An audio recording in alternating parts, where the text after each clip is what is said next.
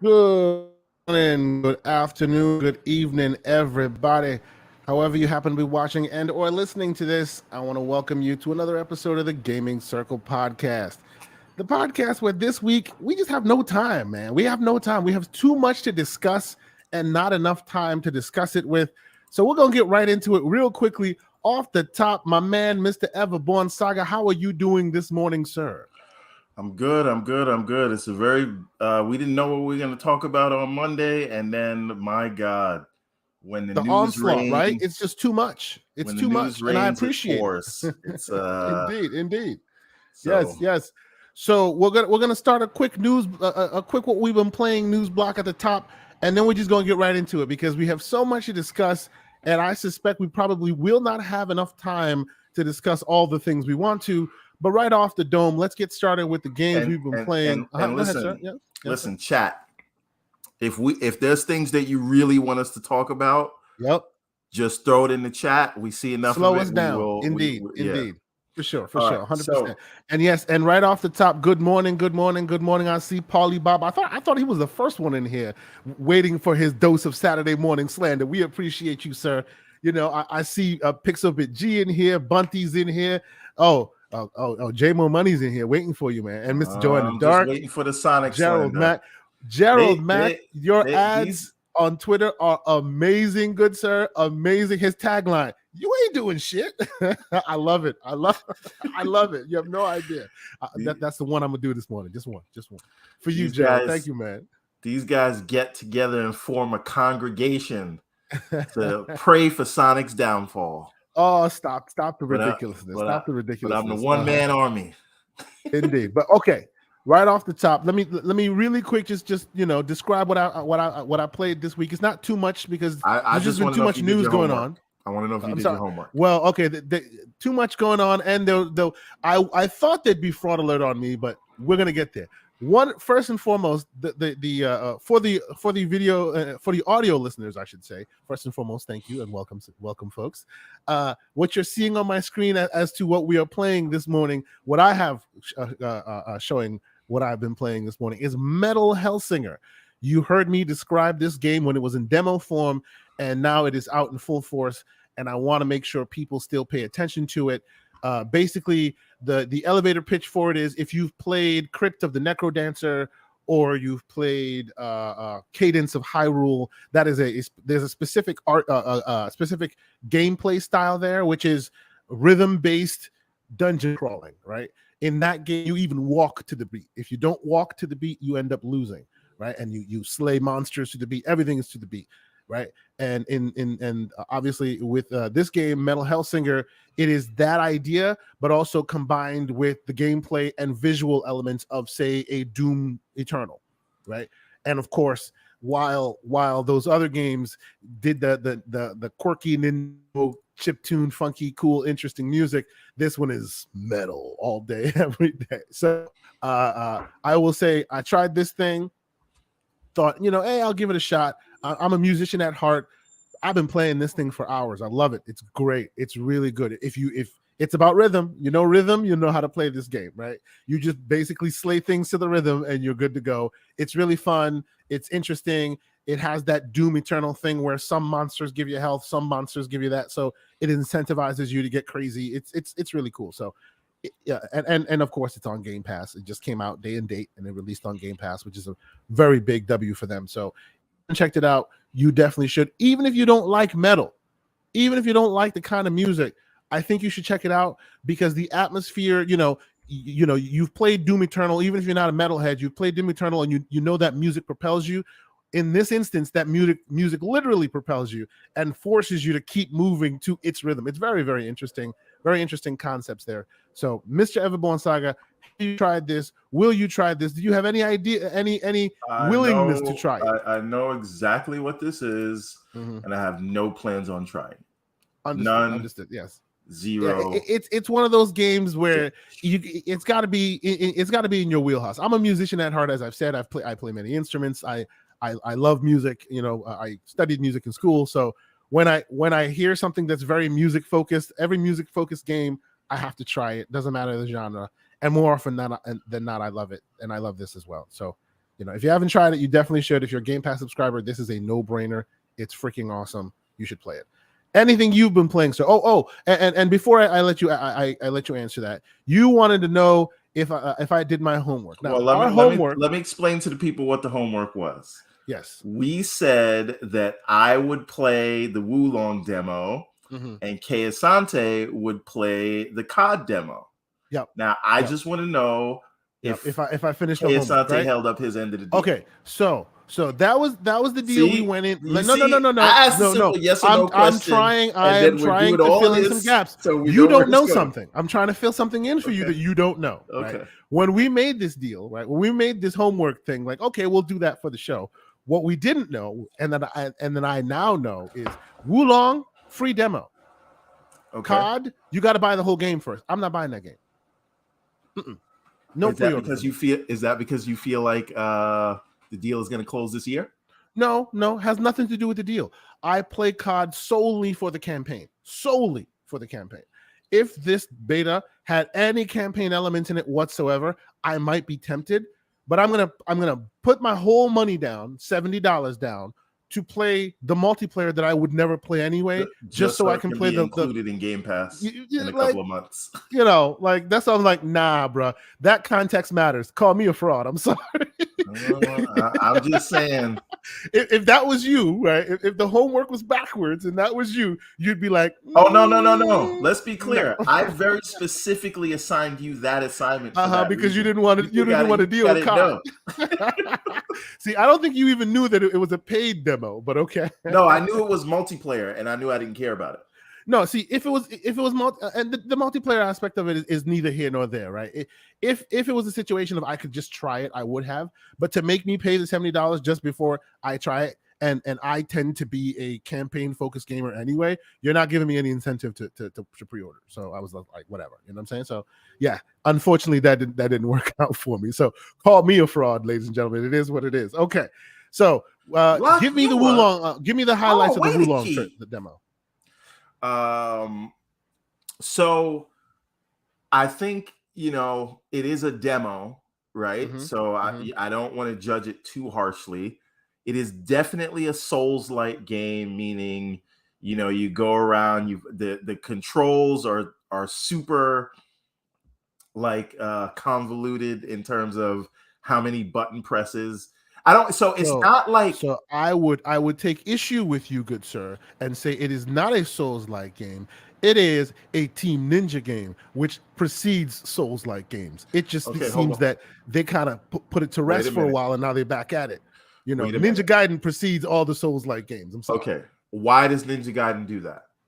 In what way? Why do you think I'm classifying this as a Souls-like game?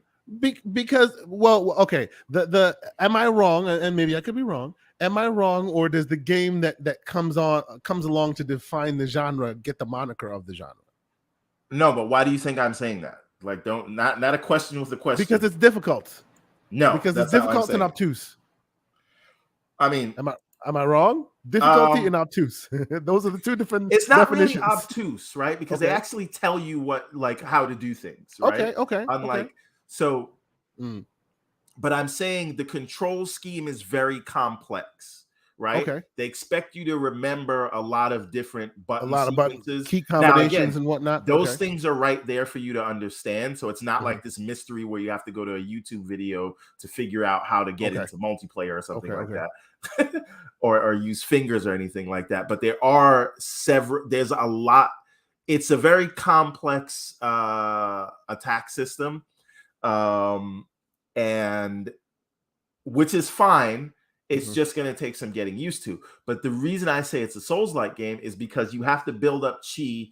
Chi is what you use to upgrade your character. And if you die fighting an enemy, you lose all of that, and then you can go back and pick it up. Now they've made some enhancements there where it's almost like a I don't want to call it a nemesis system, but when you go back, in order to get your chi back, you have to beat the specific person that killed you. So it's not like picking it up in the same spot, right?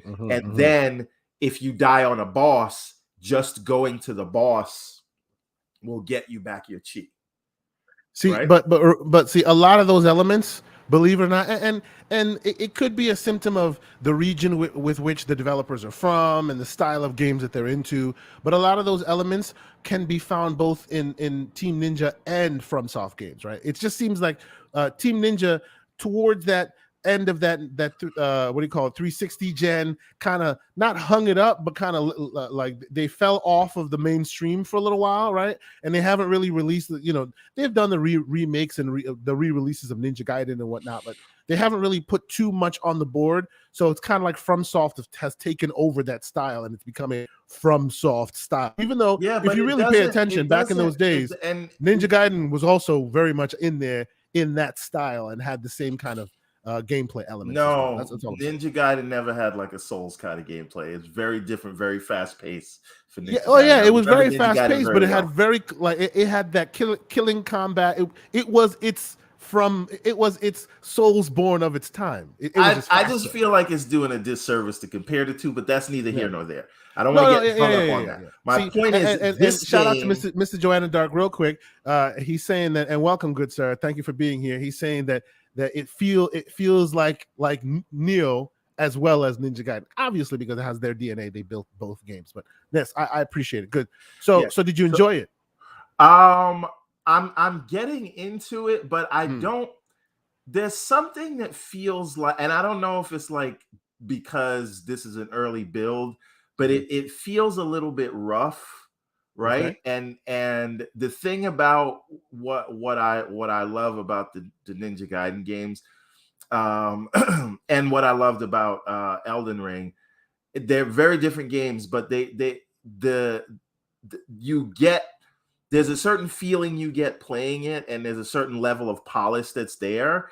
And the level of polish is not here. I'm not holding that against the game because this is a beta. I just hope it feels smoother, because right now it's a little choppy. It's choppy, and it doesn't feel like as coherent as I'd like it to be.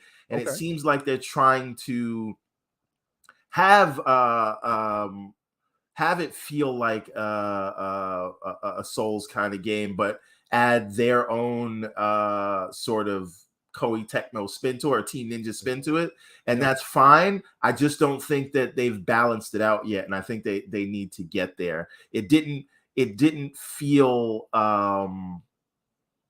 I couldn't feel the soul of the game, and I don't mean souls born. I just mean the soul of it didn't feel. Pun not intended.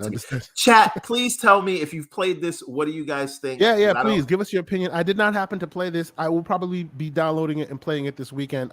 It was one of those late, didn't even hit my radar things. I was like, huh, for real? Like, oh, that's amazing. They're having it available to be played. So that's pretty cool. So that's pretty awesome that's at least one of those things that came from TGS that we all get to play. Another thing that came from TGS, by the way, Everborn, that I'm not sure you knew of, and I didn't even get to try it because it was too late by the time I saw it. Do you know that TGS had an app that you could download on your Quest to then be able to go virtually into the booths and check out like the floor and play the games and all this as if you were there? I did not know this. No. Oh, listen.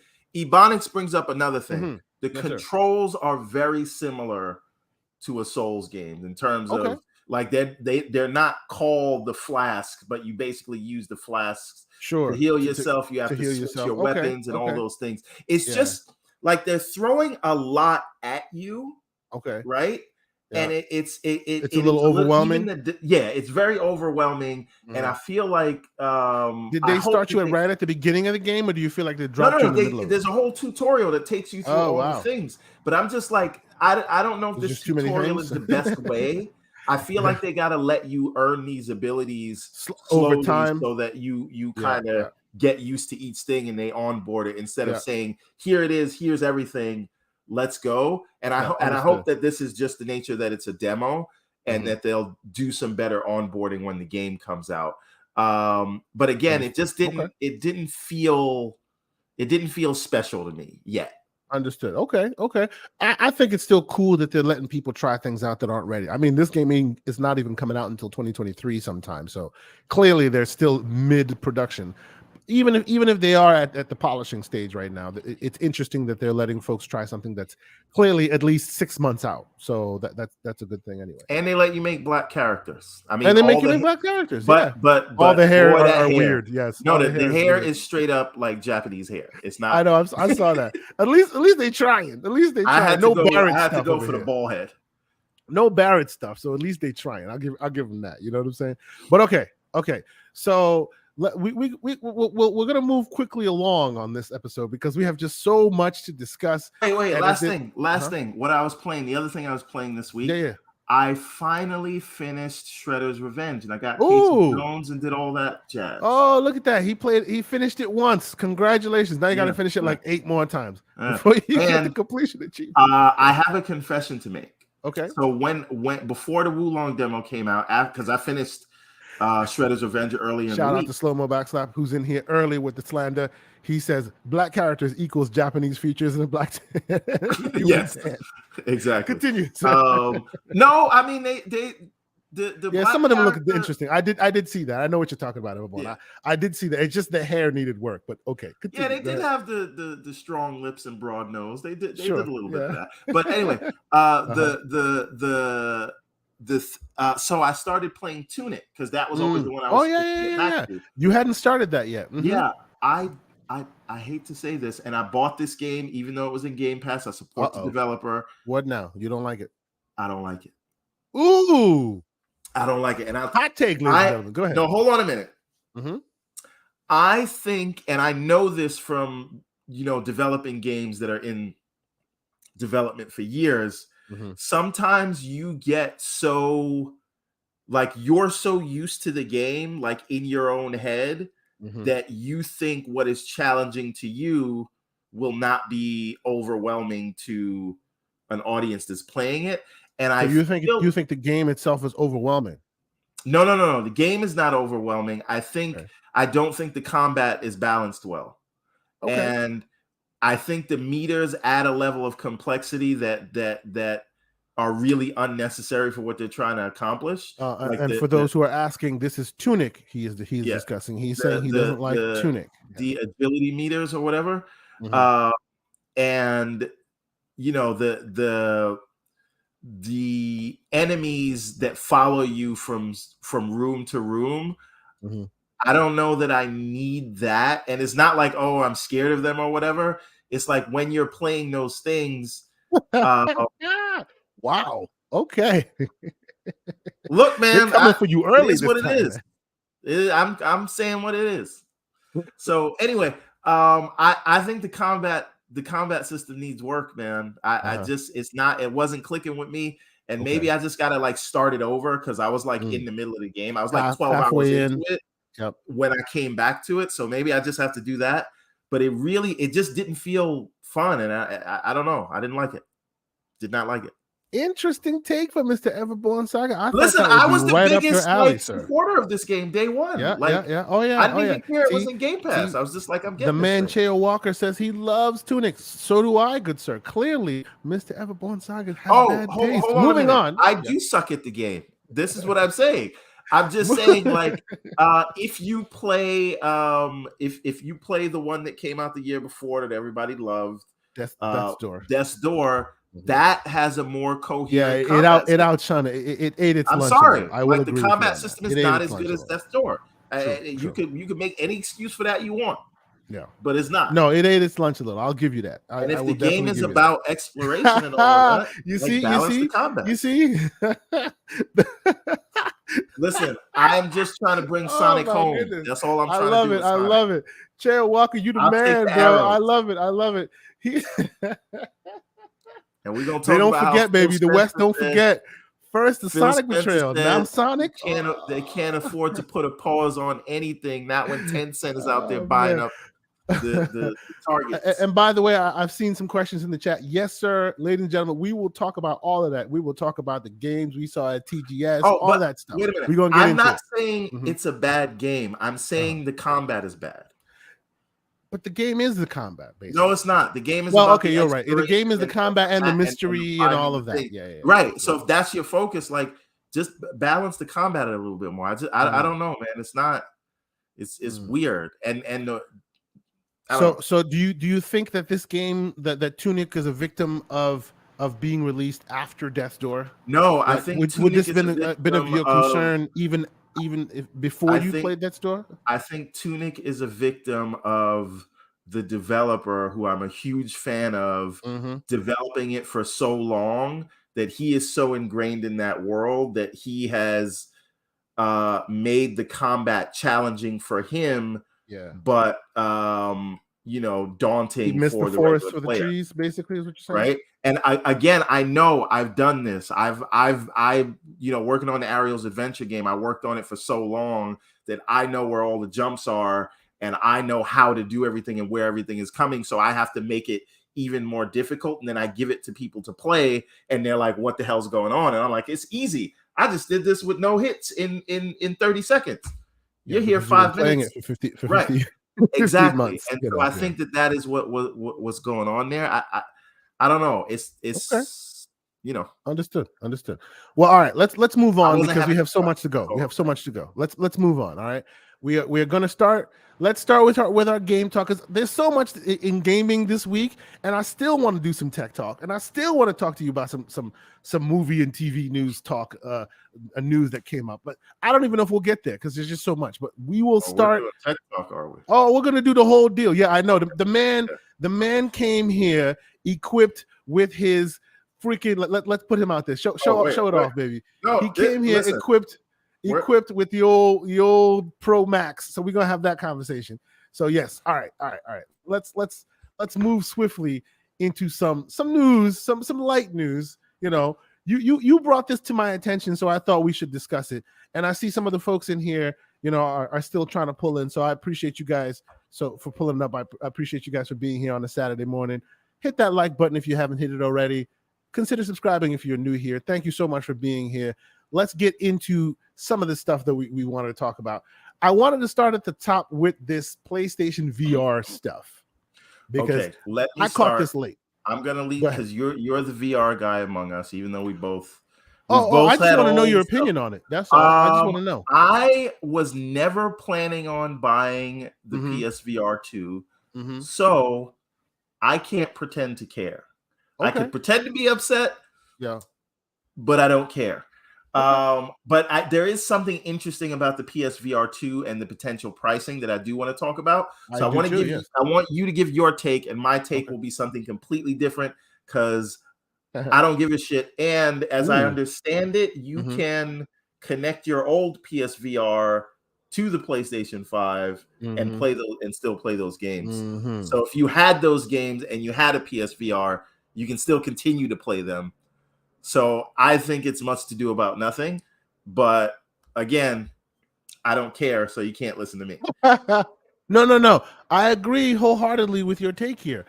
People are trying to pick up the pitchforks, and on this specific instance, I'm like, calm down, right? I kind of get why PlayStation can't they can't do back compat on this one. I don't agree with their reasoning for it. They say they can't do it because it's a true next gen experience. Like, BS. I'm sorry. You can add more features while keeping the core. Cross play and cross buy. Yeah. You can add more features while keeping the core.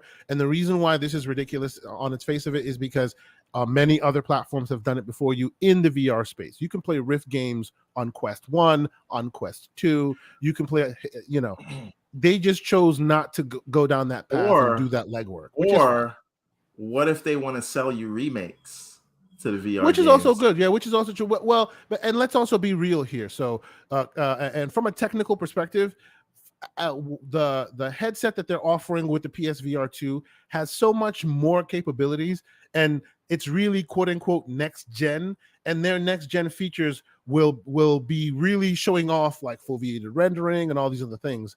And in order for that stuff to shine, they would then need the developers to really go in there and update their own tech, which chances are on the game that exists in PSVR 1 where nobody really bought it, they probably won't do that. So PSVR 1 games will look kind of bad on PSVR 2, you know what I'm saying? Without that additional touches from devs. So they figure, why bother? You know what I mean? I get it. You know what I'm saying? But yeah, they could have fixed this problem. Like, let's be honest, if this was Microsoft, they would have probably gone the extra legwork to make it work somehow, where half in, half out. Let's but not it is what compare it it to is. Microsoft, because Microsoft won't even give us a They VR won't even get headset. into VR, which that is So smoke let's on not even them. bring 100%. Microsoft up. That is 100% smoke on them. I wish they would do that, but yes, that is the deal. And this news comes on the heels of a bunch of folks actually getting their hands on the PSVR, getting to play the PSVR. The upshot, and I'll let you give me your take on this, but the upshot is, I thought initially that this was going to be revolutionary, but by and large, and for those who don't know, Upload VR, if you haven't watched it, you should definitely be checking out their content. They are VR heads, like through and through. They check out all the headsets. They are very, very well versed in the technology, so they definitely know what's what. But by and large, all the takes basically say, if you're a PSVR 1 user, this is a monumental leap for you. So buy it immediately. What if if you are a Quest 2 user, your screen is better. Like the 4K screen, much better. Screen door effect completely gone.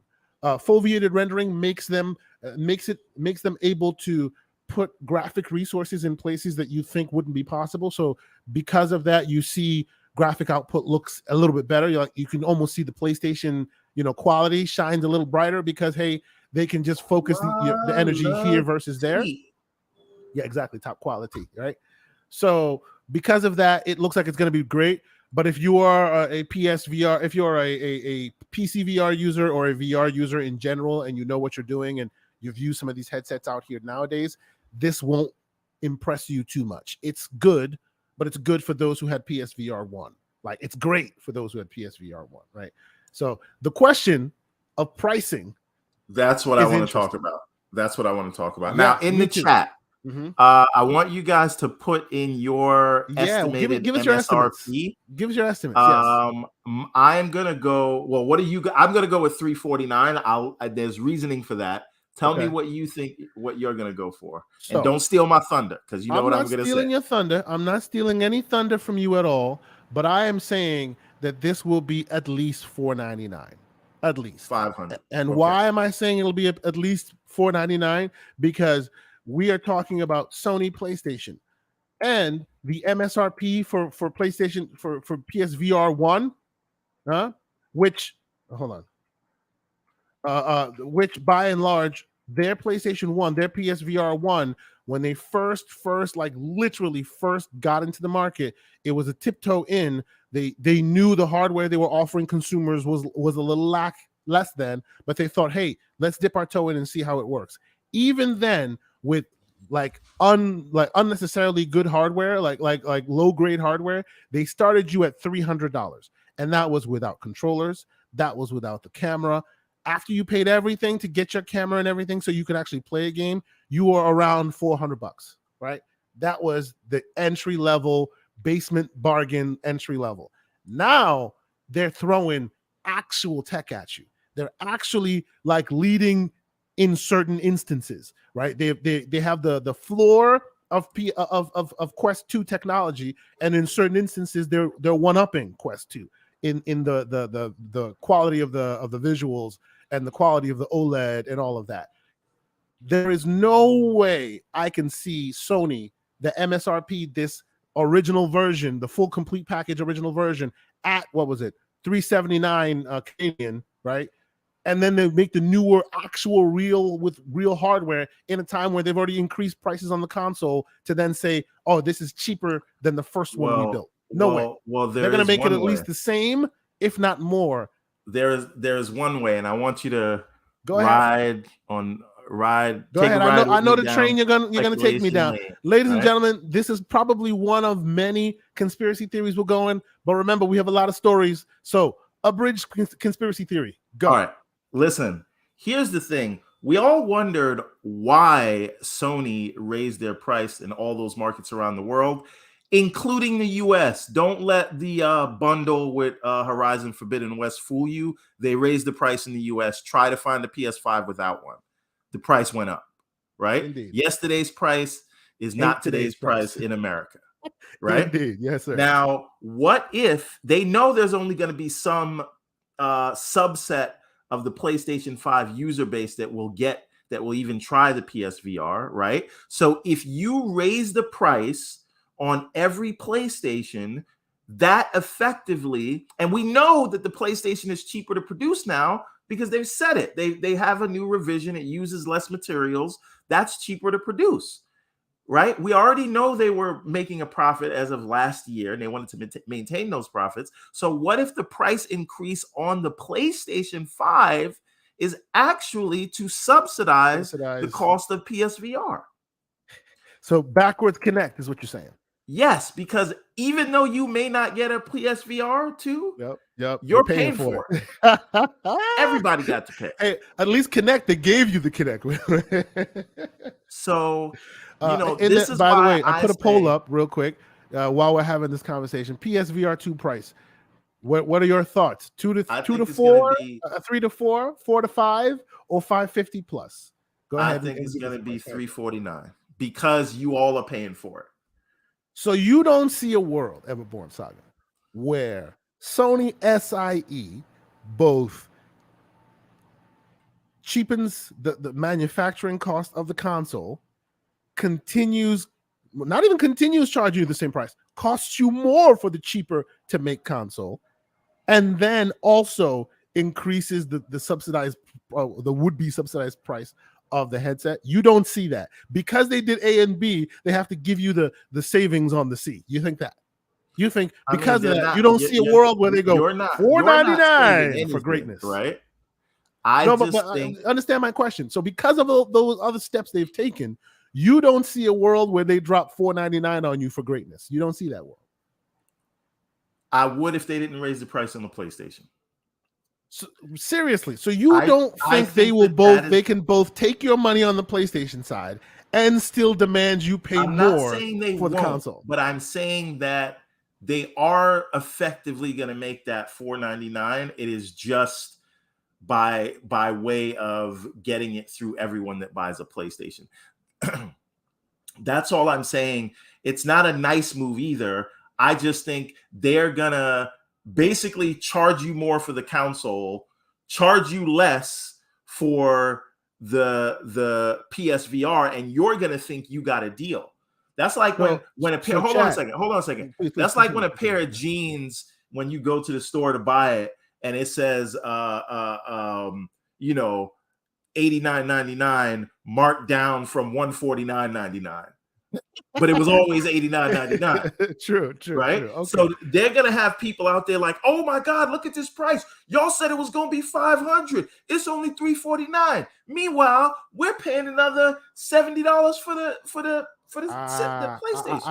I see what you're saying, but I don't agree with you because that's still leaving money on the table when they could just ask everyone for more and people will pay it. I don't think that they would subsidize to then.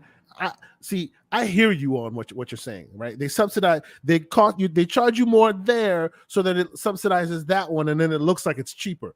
But this is PlayStation we're talking about. They don't care if it looks cheaper. They got greatness on their side. They've shown that, right? So I don't see a world where they could charge you extra more for the headset as well, but they'll let it be cheaper so that they can say they subsidized it. Nah, they want that money. They need that money. So I think you're still, even in a world where you're right, where they charged everybody more for the console just so they can subsidize the headset, I still really do think that you'll probably end up paying $499 for that headset. I'm sorry. I really do think so. And let's be clear here. Let's be clear. Absolutely clear. Do I think it's worth the $499 for the headset? Probably. We will have to wait and see the logistics of it and all that. Like, $499 is a bitter pill to swallow, especially considering the fact that you can't plug it into a PC and just use it as it just is, right? You are always beholden to PlayStation hardware, but we'll see how that goes, right? As we know, I'm a tech snob and a tech slave, so I will most likely get one, but we'll see where it goes. The chat is back and forth. It is hot and heavy. We have just a few people, about 30 people that have voted right now, and it's between 400 to 500 and 550 plus. So it's still hot and heavy. I'll leave this poll up for a little while, and I'll give you the final results when we get a few more folks to jump in here and give their review. But so yeah, I thought we'd talk about that for just a quick minute. But okay, we have so much to talk about. We did talk about the Wolong trailer, right? You wanted to talk about the Wolong trailer. You want to talk about the fact that everybody was releasing was releasing demos and stuff. So that was exciting, and I appreciate that as well. And yeah, the Call of Duty demo was BS.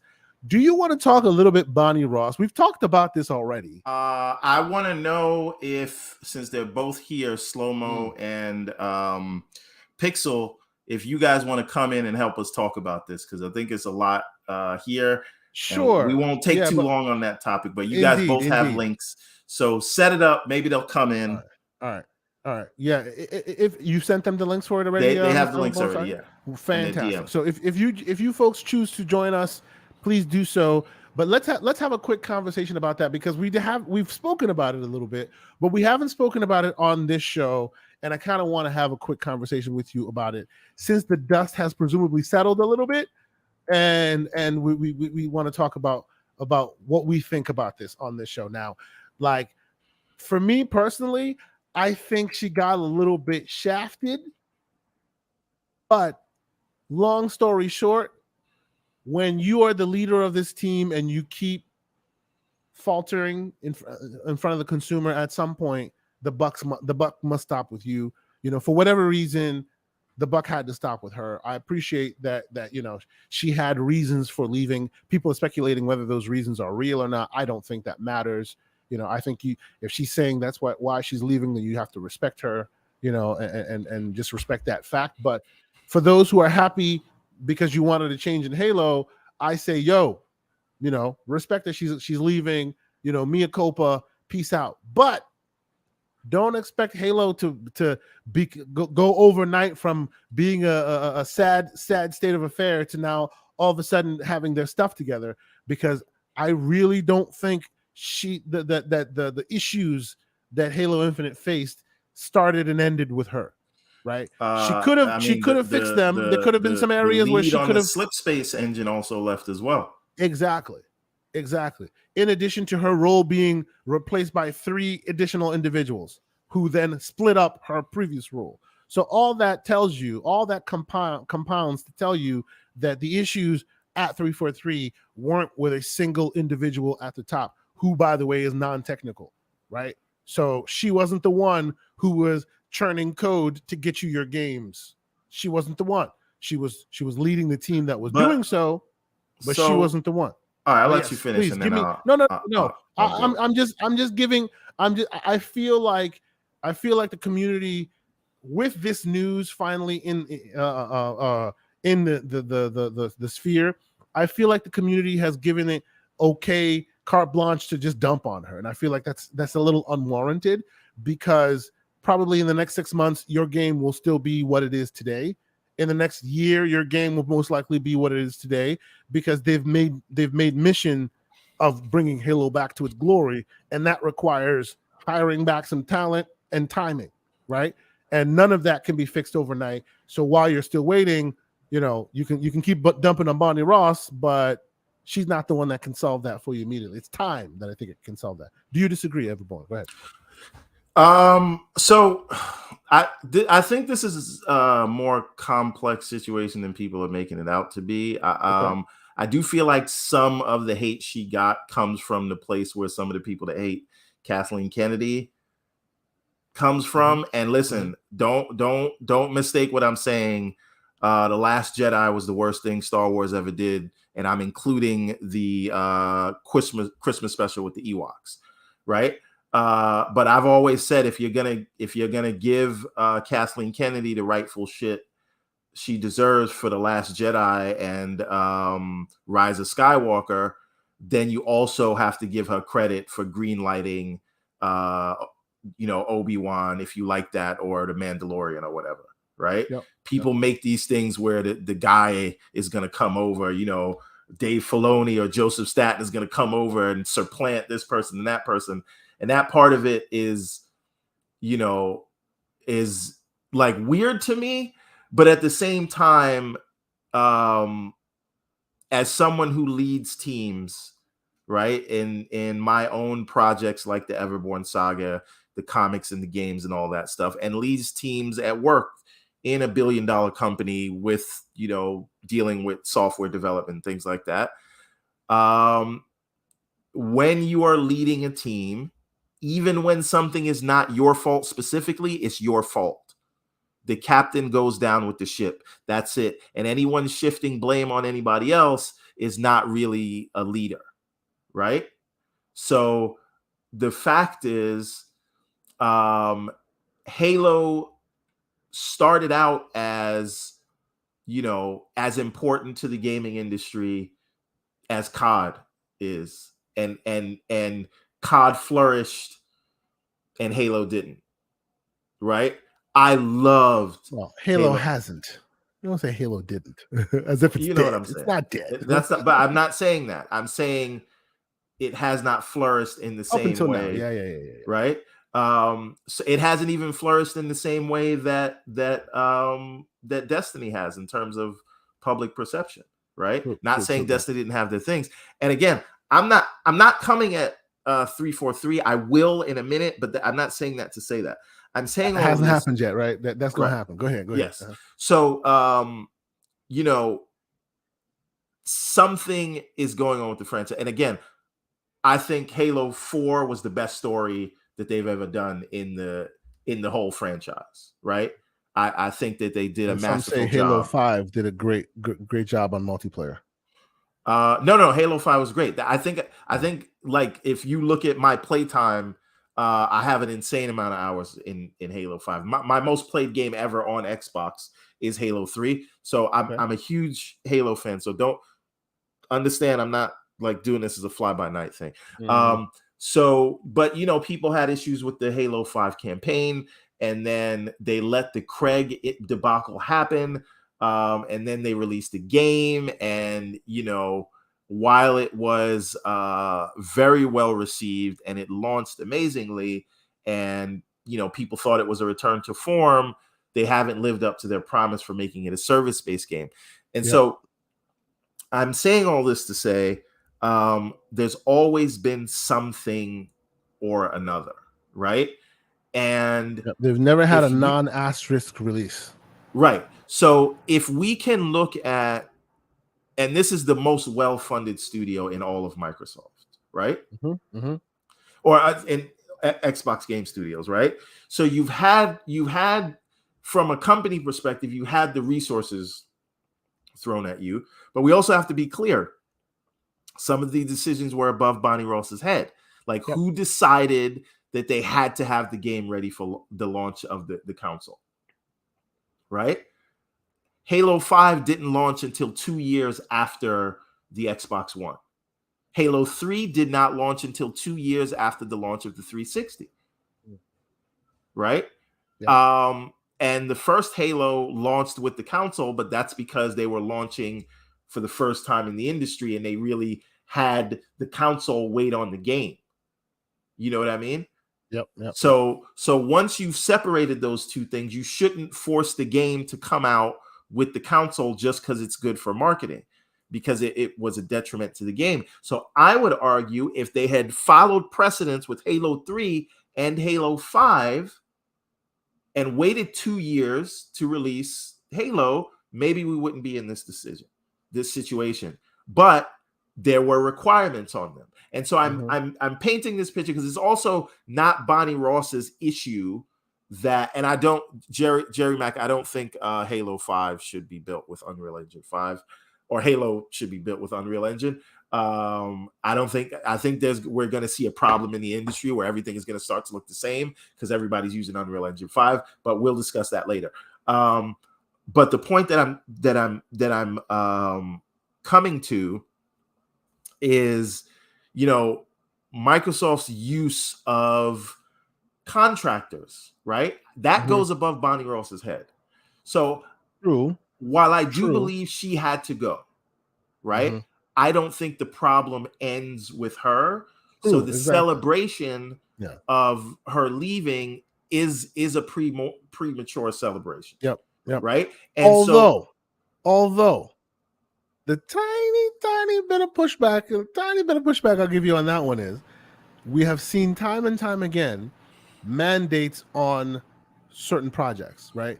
and many a time we see the heroes of the industry, those that get put in the annals of gaming greatness, push back against their own companies, and when they succeed, they are held up in high regard for it. I will recall quickly a Vince Zampella type character, right? Who pushes back against using, was it the Snowdrop engine? I forget the name of the engine. Yeah. But needless to say, saying, screw that, we're using Unreal. You can do what you do. We're doing us. Even within the same company against his own peers. And then ultimately he succeeded for it and they respected him for it. So I would just say Bonnie Ross, who's been there as long as she has, probably has Bill Gates' number in her phone, could probably go and fight the good fight if she saw that was really a concern. This is the point I'm coming to, right? Before we get to that, let me quickly introduce the man who joins this show and always makes it better, the homie Solo Backslide. What's happening? AKA subject to change. Welcome, good sir. Yeah, he's subject to change off Android to iOS, turned into a sheeple. Welcome to the cult, how you doing, sir? You know what? I'm not joining no cult. See, that's the problem. Like, I got this iPhone, and immediately I'm like, I don't like that. I'm in the cult of battery life, sir. Well, the battery life is amazing. I haven't been below 70 since I got this. See what I'm talking about? But we gotta get to that. That said, my very expensive $200 Galaxy earbud Pros. We got to do a time because we're not in Tech Talk yet. Okay, we're not in Tech Talk. It's just like I'm upset. I'm gonna have to buy some daggone Apple iPods. It's gonna change your life, and I'll tell you why later. But listen, let me finish this point, and then Slow-Mo, you come in and tell me why I'm wrong. Yes. So, so the point that I'm coming to is this is what 343 is going through is a complex problem, but there's no other way to solve it, considering where the public perception is of the IP, than to make a change at the top. So this is why I say leading teams, even when it's not your fault, it's your fault. And I'm not saying it's not her fault. The buck has to stop with you. Exactly. And what I believe what we're witnessing is it is going to be a sea shift. It's going to be a change, and they're effectively changing out the entire management structure of 343 because the lines of communication have clearly broken down, right? When people have made crazy accusations about Chris Lee, about what the veracity of his statements about what was being done and what wasn't. And there were people in the pipeline lying about, and even if someone is lying, why don't you as upper management have the right checks in place to verify the reports that you're getting from people, right? So all across the board, the management structure of 343 has seemingly, based on the output and the news reporting, it's all broken down. So you really have to change all of that. And I think when this is all said and done, you are literally going to have an entirely new 343. By the way, there are no positions open right now if you go to 343's website in terms of hiring. Well, because they stopped Microsoft from hiring. Microsoft stopped all of them from hiring. Oh no, right I know there's this a hiring freeze. I know this very intimately. Closely, yes, I know. But there is a hiring freeze currently on at Microsoft. Nobody can hire at this point. So you can, but you have to get. You literally have to go to division heads to get a sign off, to get approval for you hiring someone. So I'm saying all this to say it is more complex than just Bonnie Ross, and her leaving does not mean the situation is saved, but she also had to go. But what I really want to come to is we should not be painting the picture that this was all her fault. Even though I don't think anyone has painted that picture, though. Oh, there have been some people. There have been some. I mean, but like, are they paying? You're not in them spaces. They play the game? Like, well, I mean, like, I don't take Space's opinions as actual opinions. It's a bunch of. It's like a bunch of paint, and no disrespect to anybody who does Spaces all the time, but 90% of the conversation is paint chip eating, gas fume sniffing kind of like intellect, and it's not that good. No disrespect to people who use Spaces, but and everything you said before that time doesn't matter. hey, I always got a caveat while also slapping you. So don't before you slap somebody in the face. Anything anyone says before the word but please continue. But I'm just like those arguments make no sense whatsoever. Anyone who says Bonnie Ross was the sole reason why this studio was bad and not living up to expectations makes zero sense whatsoever. Like, there's so much more going on there. There's so much more that's been going on in the past that has nothing to do with her. There were issues that were there. You guys mentioned some of the issues that going on from the top. Mandates on the studio that I think, and I said this on DPS with Forte, that some of the upper management, I'm looking at you, Matt Booty, is getting like they're dodging, they matrix dodging some of these arrows that are coming because people aren't looking at them because they don't directly work for 343, but the mandates put up on 343 by people upper management who manages them, Booty, are what they are, and they suck. So it's just, now all that said, you're the leader. You have to go down with the ship. That's it. Although you got mandates above you, why is it that like everybody that you delegate these responsibilities to keep failing? Yeah, and your replacements fail too. Yeah. So who eventually you have to bite the bullet and say it's on me. How many times, and this has gone from like multiple people with sources at 343, where they say there's been internal strife ever since the studio has been developed. People who want 343 to be completely different from Bungie, and people who want Halo to be old school Halo. How is it you as a leader didn't see this and say, you know what? We can't continue to keep developing games and having this lukewarm, sitting on the fence, wishy-washy, or we're going to evolve Halo or are we not, while not doing anything about it. You have to. You have to be the one to that point you're just making right there about there being two sides of the house. I do see that she took action on that, though. It's just she did it in public, and it seems like they were rebuilding the plane while it was mid-flight, and they just couldn't pull it off without her getting unscathed. You know what I'm saying? Like, clearly, Jason, see, I did it again.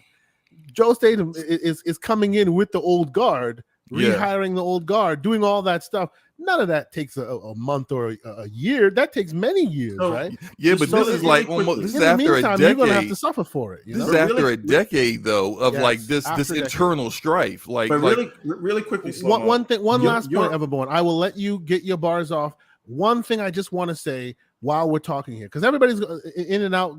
I see the chat going back and forth about whether she should get blame or not get blame, or some people who think she deserves or not. If there's one area that I really think we should keep the boot on the neck as far as criticism is concerned, like you guys are saying right now, she does not control, hiring procedures at Microsoft, right? But she is experienced in that company long enough, has enough clout in that company that she could have made a stink about it. She could have gone to bat for her development house, which happens to be the most resource-rich development house in the entire organization, right? She could have gone to bat for them. Would it have changed something? Maybe not. But hey, maybe Schreier would have caught wind, and that would have started some balls rolling. Exactly. Who knows, right? Then even if she's gone, and if it still happens exactly the way it is now, you will at least say, hey, she did her best. She tried to change the narrative. It didn't work. She did her best.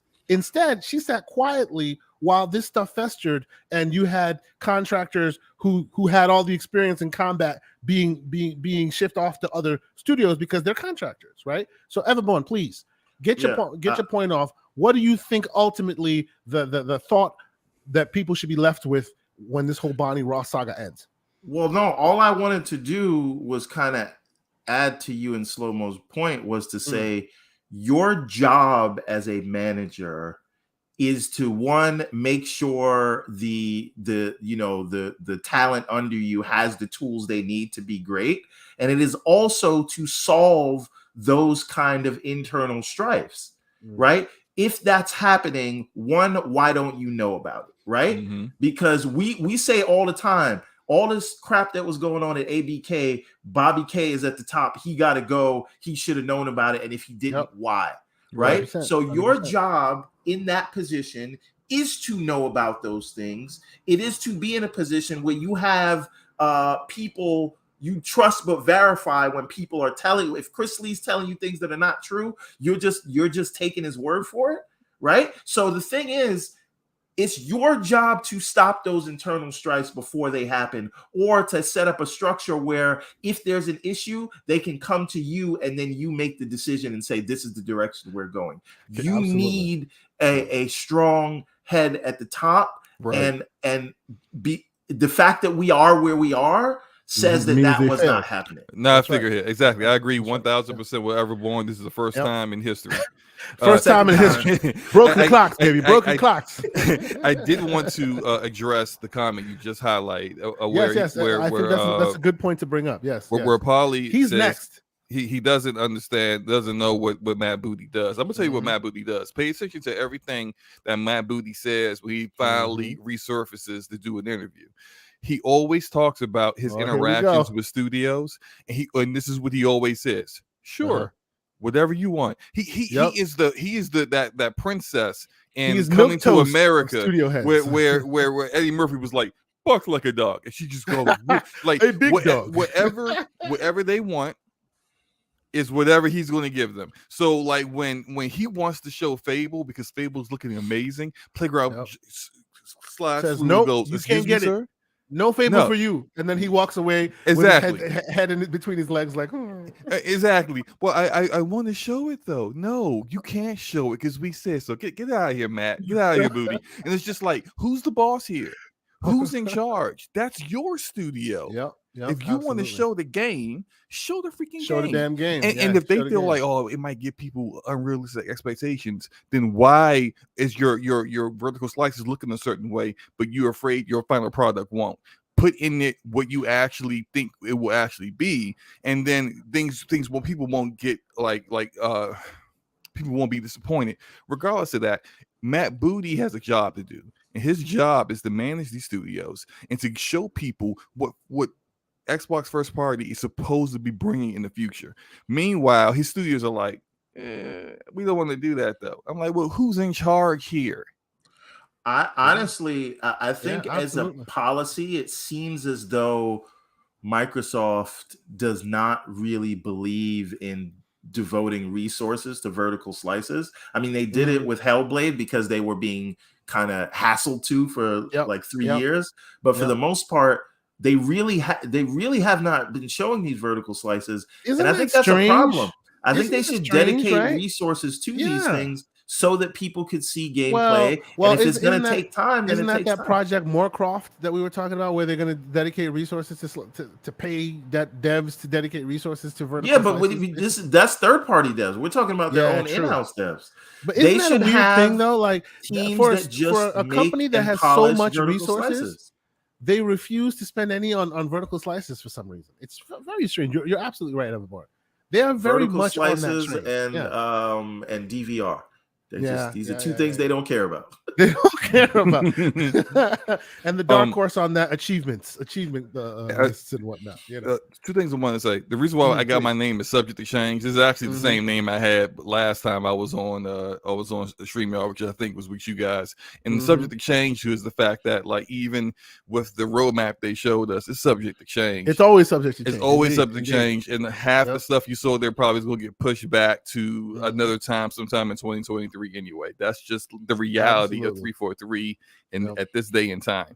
Something I did want to point out, I think a lot of people missed out on. Look at that first sentence from Bonnie Ross. While I had hoped to stay with Halo until we release the winter update. There are two very key points in that first sentence. One, she was leaving already anyway. She was already leaving. Two, somebody pushed her out. Yep.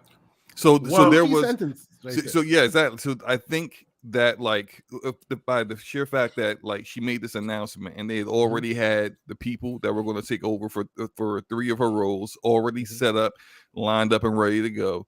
All of that tells me that this was in the works for a while. And I mean, like, I'm not going to speak on anything that people may have told me behind the scenes, but like I kind of saw this coming already. So it was like inside of slow-mo. Whatever. No more insider. Don't put that label on me. We all take these monikers, man. We have slow-mo insider. We have Judas Everborn. It is what it is, man. Wow. But it made a lot of sense already. But the fact that she was going to wait until the winter update to do that. I mean, if you kind of think about it on a PR perspective, She has there's a lot of negative connotations for her. I think some people bringing back her video from Halo Guardians, where she promised that local co-op will always be there, and then it not be there, and it be canceled. Really kind of put like the last doornail. I was going to ask if you think that is the thing where they was like, listen, we can't do this. I have a theory of the timing on it, but I'll let you finish and then I'll I think that was like, you probably need to go now kind of stuff. Cause like, because like we got 3 months until November, and like it ain't looking great right now. You know, we just released the roadmap, and people we already getting like, you know, ished on all across the gaming industry. And then this resurfaces. It looks bad. But the fact, I think the PR perspective, what they were thinking of doing is that if the winter update released well, Forge is popping, everybody loves it. They got network co-op now, and then Bonnie announces that she's leaving. Everybody within the Halo community and the people who kind of feel like what is wrong with 343 and Halo will be happy. So like, but like that just couldn't work. Yeah, absolutely. You know? Absolutely. Yep. So to that end, I look at that. The last word, Everborn. Go ahead. Slightly differently. I think part of the timing behind this, and this is separate from her family medical issue, which we're not commenting on here, but I think part of the timing that lines up is that I think they feel good about the winter update, meaning they will be able to roll out Forge. And I love that we're getting nothing but the conspiracy theories. Beautiful. No, but like you said, they'll have network co-op, which I don't think at this point anyone cares about because everybody already went through the campaign. That's something you got to you should launch with a new campaign update. But I digress. I think with the with Forge rolling out and whatever the what is in season 3 and all those things, I think that is going to leave the game in a better place content-wise, because people will start creating their own content, streamers, whatever. And if that is going to be good or a hit, it will give the perception that they are in the right direction, because what's going to happen is, even though her leaving, it's going to take years to see the effects of that. If we do it now, right? People don't really understand that that's going to take years to see the effect. But if you do it now, the 3 new people that are taking over her role will effectively get credit for Forge, and people, you know, writ large that aren't paying too close attention will think, wow, we've got some immediate benefits, and now Halo is on an upswing, right? So, but if she's there when that happens, then, you know, what can they really say that the new team had an effect on? So I think she leaves now. You say this new team is in place. Forge is a hit.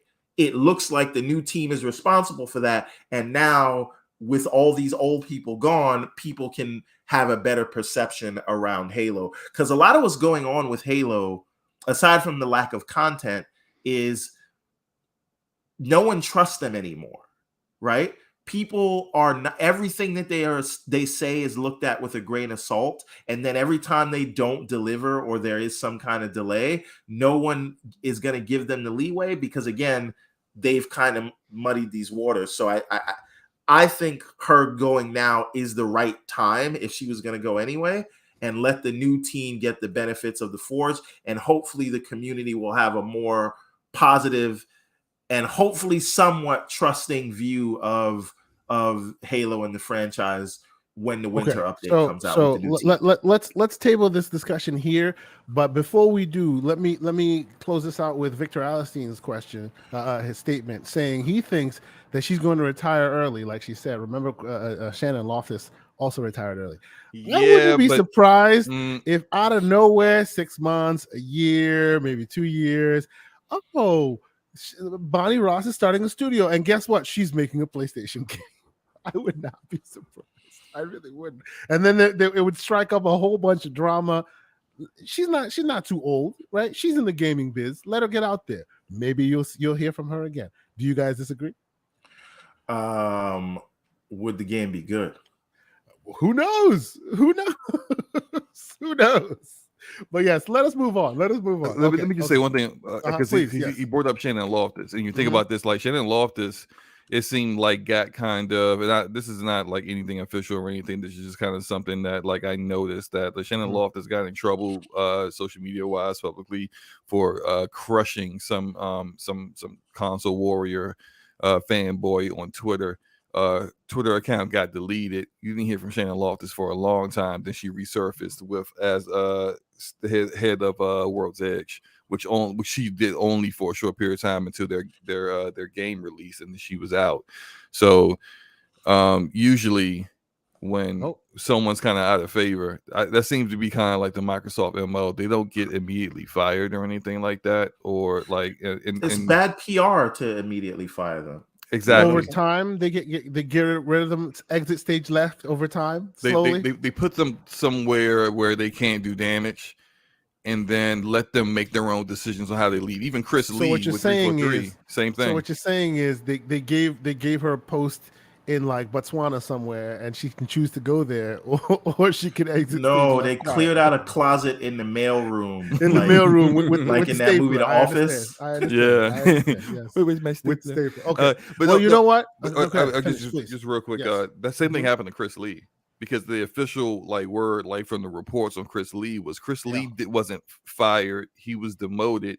He had his duties taken away from him. He sat, I guess, coming into the office for like 2 or 3 months doing absolutely nothing. Then he found himself, he made his own exit. That's usually how it goes, but it blew up the spot unintentionally when reports came out. I think from Jason Schreier, that report was where like what actually really happened with Chris Lee and what was going on with Halo Infinite at that time. So that's kind of like their MO is like they try to do things quietly, but it always ends up because due to leaks not being what they due intended. to Jason Schreier.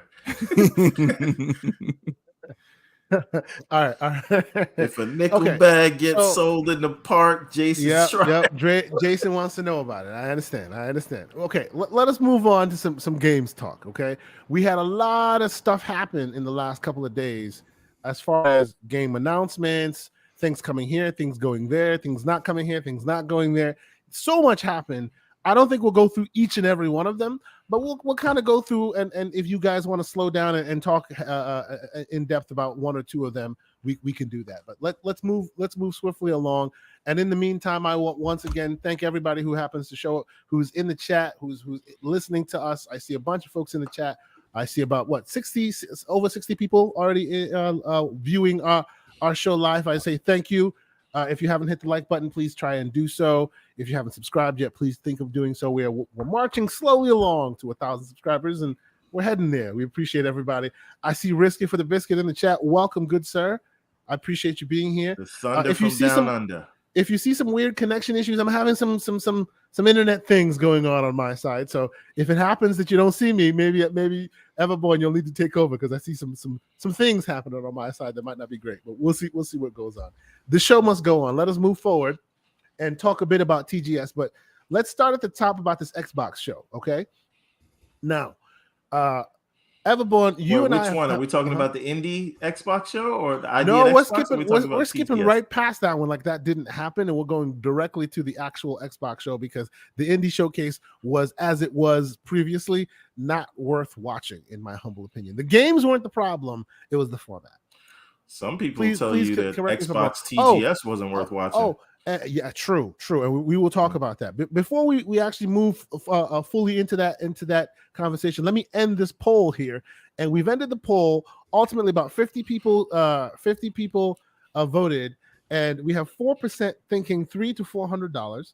We have 50% thinking $400 to $500, and 46% thinking $550 and above. So, good luck there, you 200, 300 people.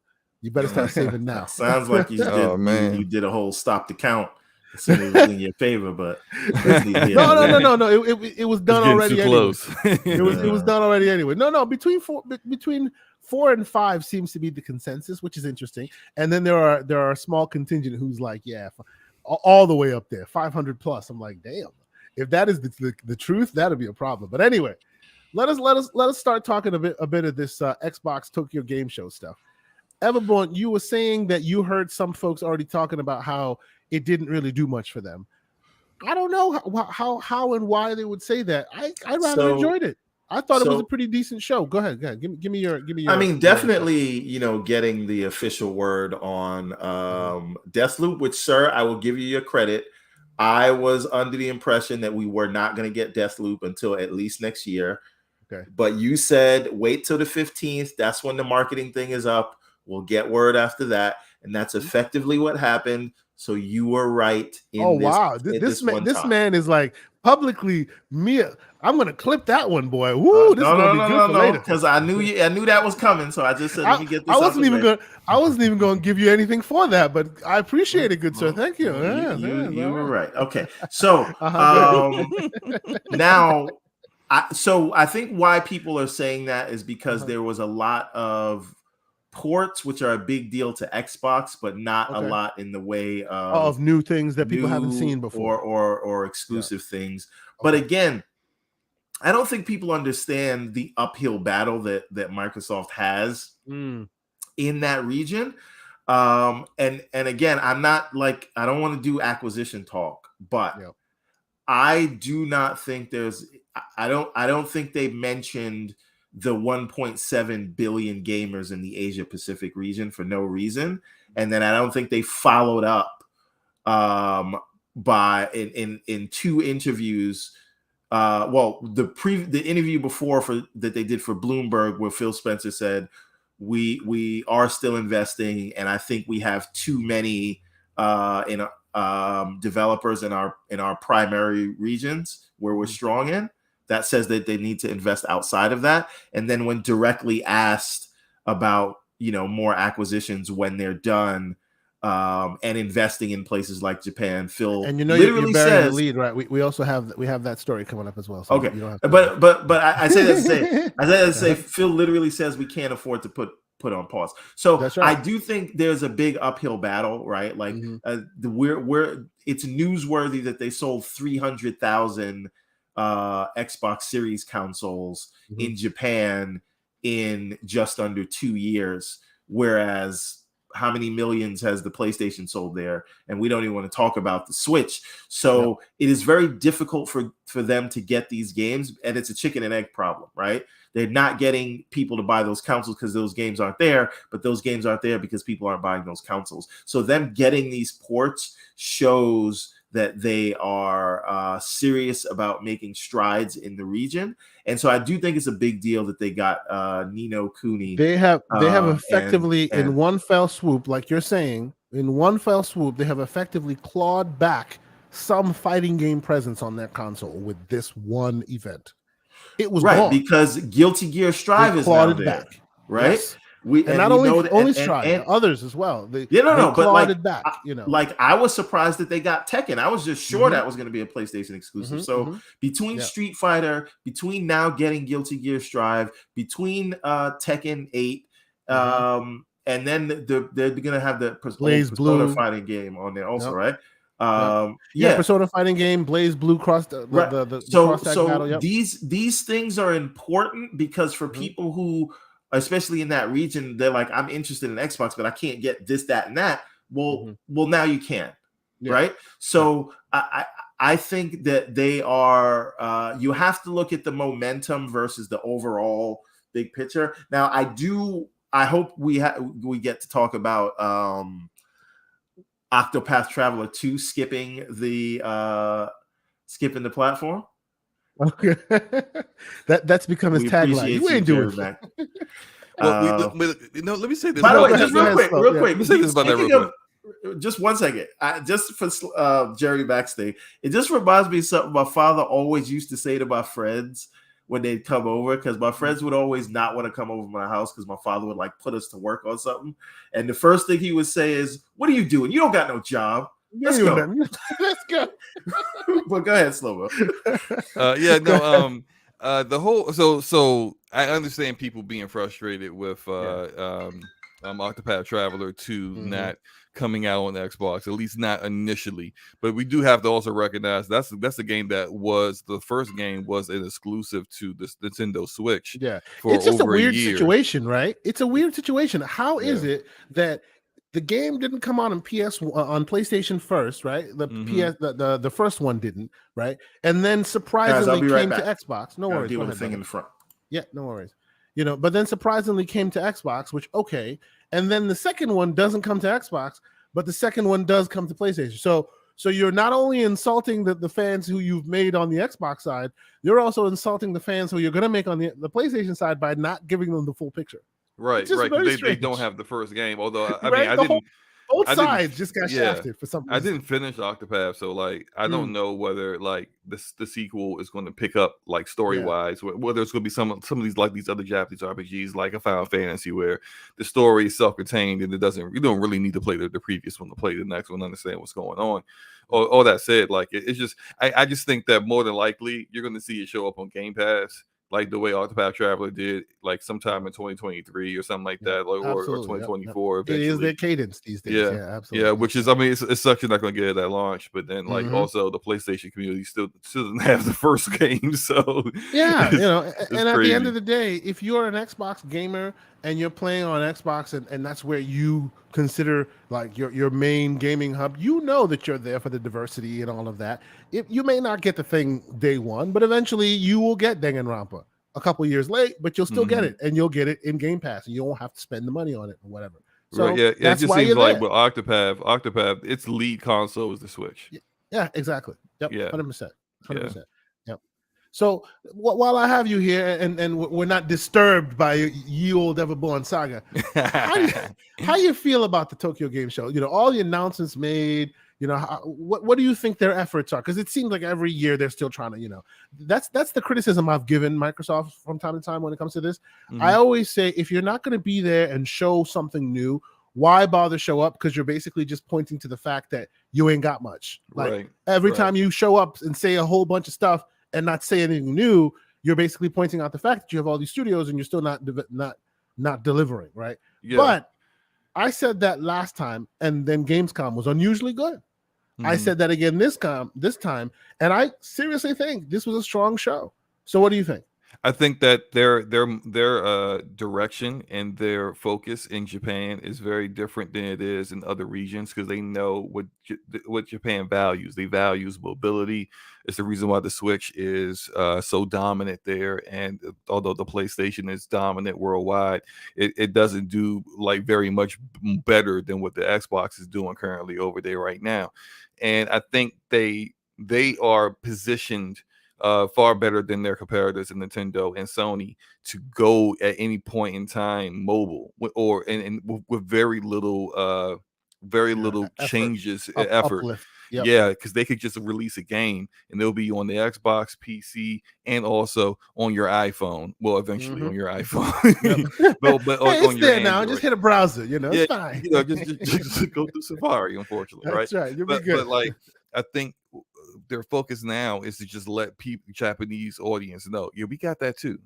And you can play that on your phone instead of having to buy a $300, adjusted price, Frisbee, as far as I'm concerned, because the Nintendo Switch is a piece of crap. Like you don't have to buy known that. As the Nintendo Switch, yes. Yeah, right. Like, and your phone is actually more powerful than it. You can actually play it on your phone instead. We got the Razer stuff. On a quick aside, I am now replaying Mario Odyssey on the Steam Deck. Oh, the 60 frames. Butter. I'm sorry. Continue. Yeah. Oh, no. You continue because I love when people talk about how much more powerful the Steam Deck is to the that Nintendo Steam Deck Frisbee. has made. I call that the big boy Switch. I'm sorry. Let's continue. Look, I watched the Nintendo Direct and I was like, man, I can't wait to play that on my Steam Deck.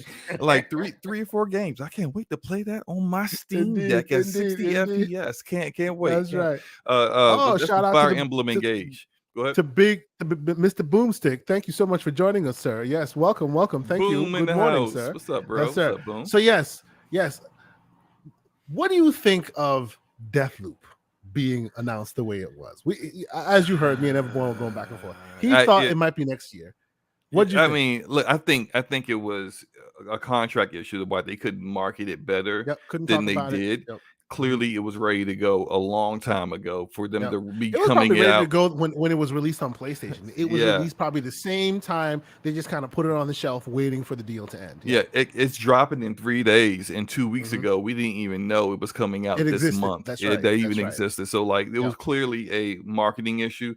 I think if I was in their position, I would have dropped it like early October and just use this time frame as a buffer to market it and ramp it up on the Xbox, on Xbox, on Game Pass PC and all that stuff. But and I agree with you on that, Slow-Mo, but here's a question. How do you ramp up the marketing on Deathloop once it's gone as high as it can in the gaming community and has already gotten its accolades as far as, you know, what do you call it? Almost Game of the Year. They didn't really add new content to it.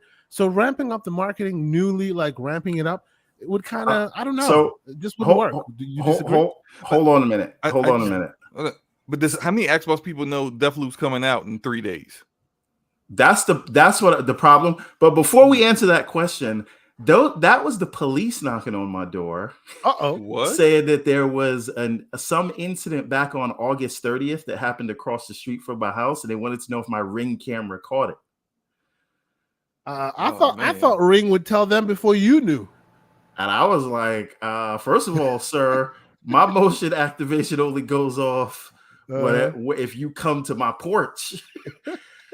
What happens across the street is none of my business. Exactly. You can't use my ring to be a snitch. My ring is not my ring is not used for that, sir.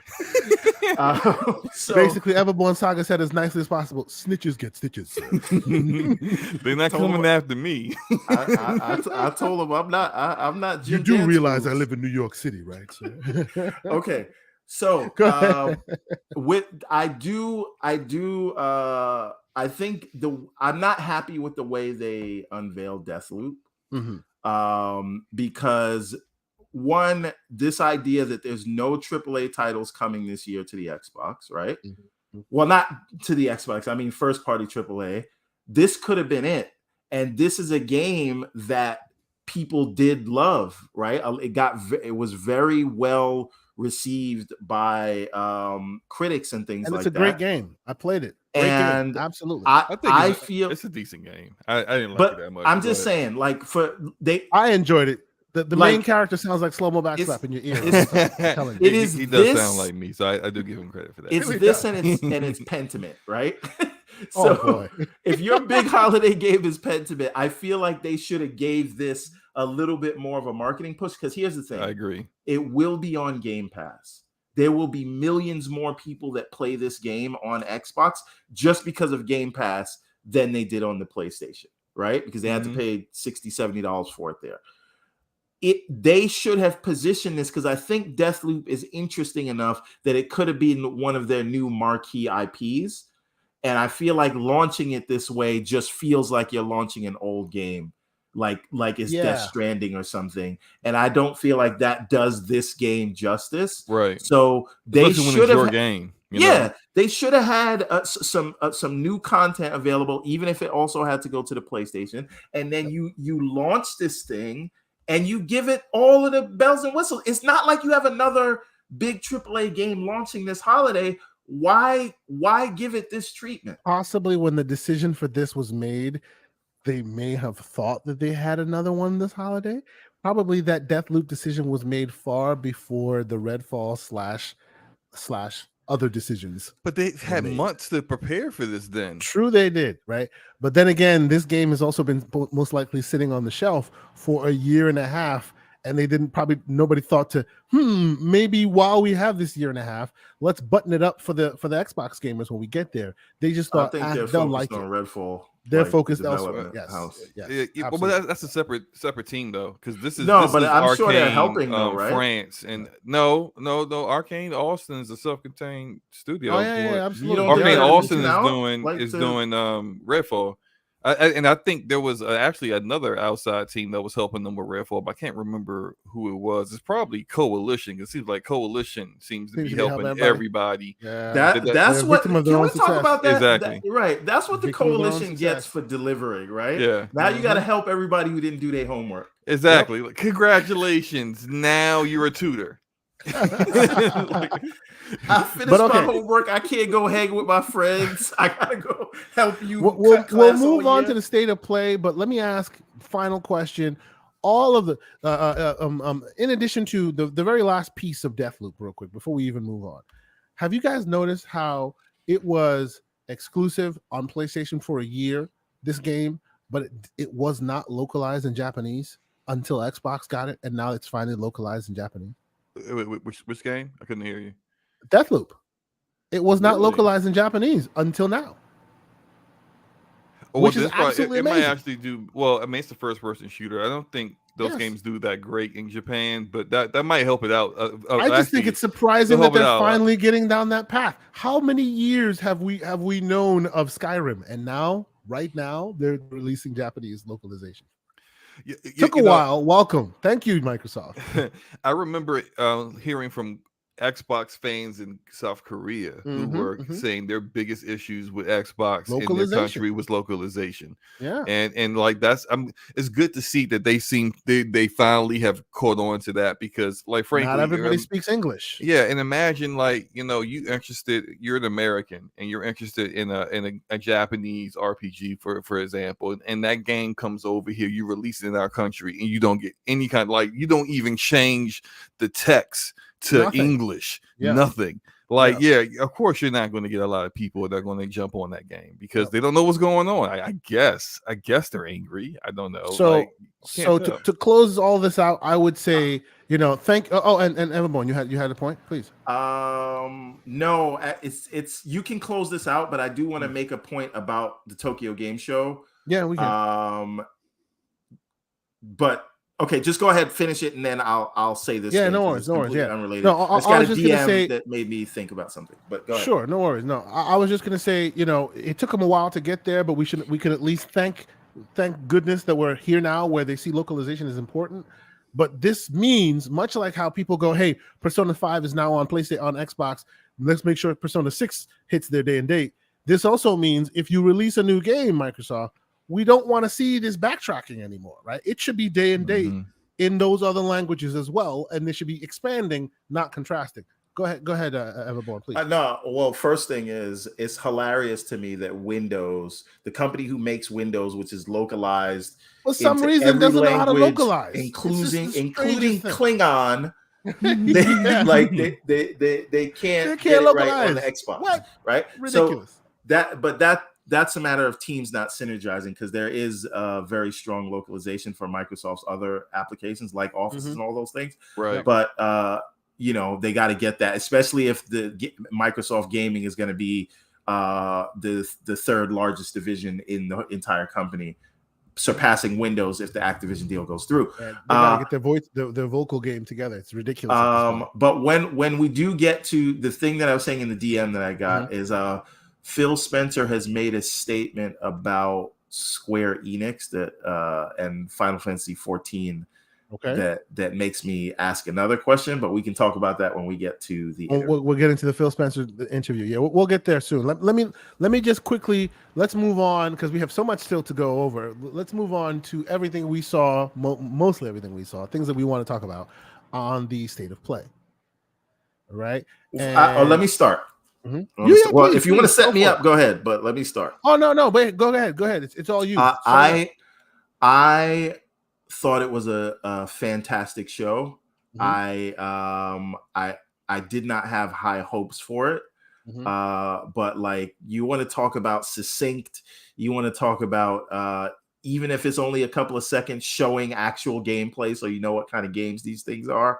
The Tekken 8 reveal was fantastic.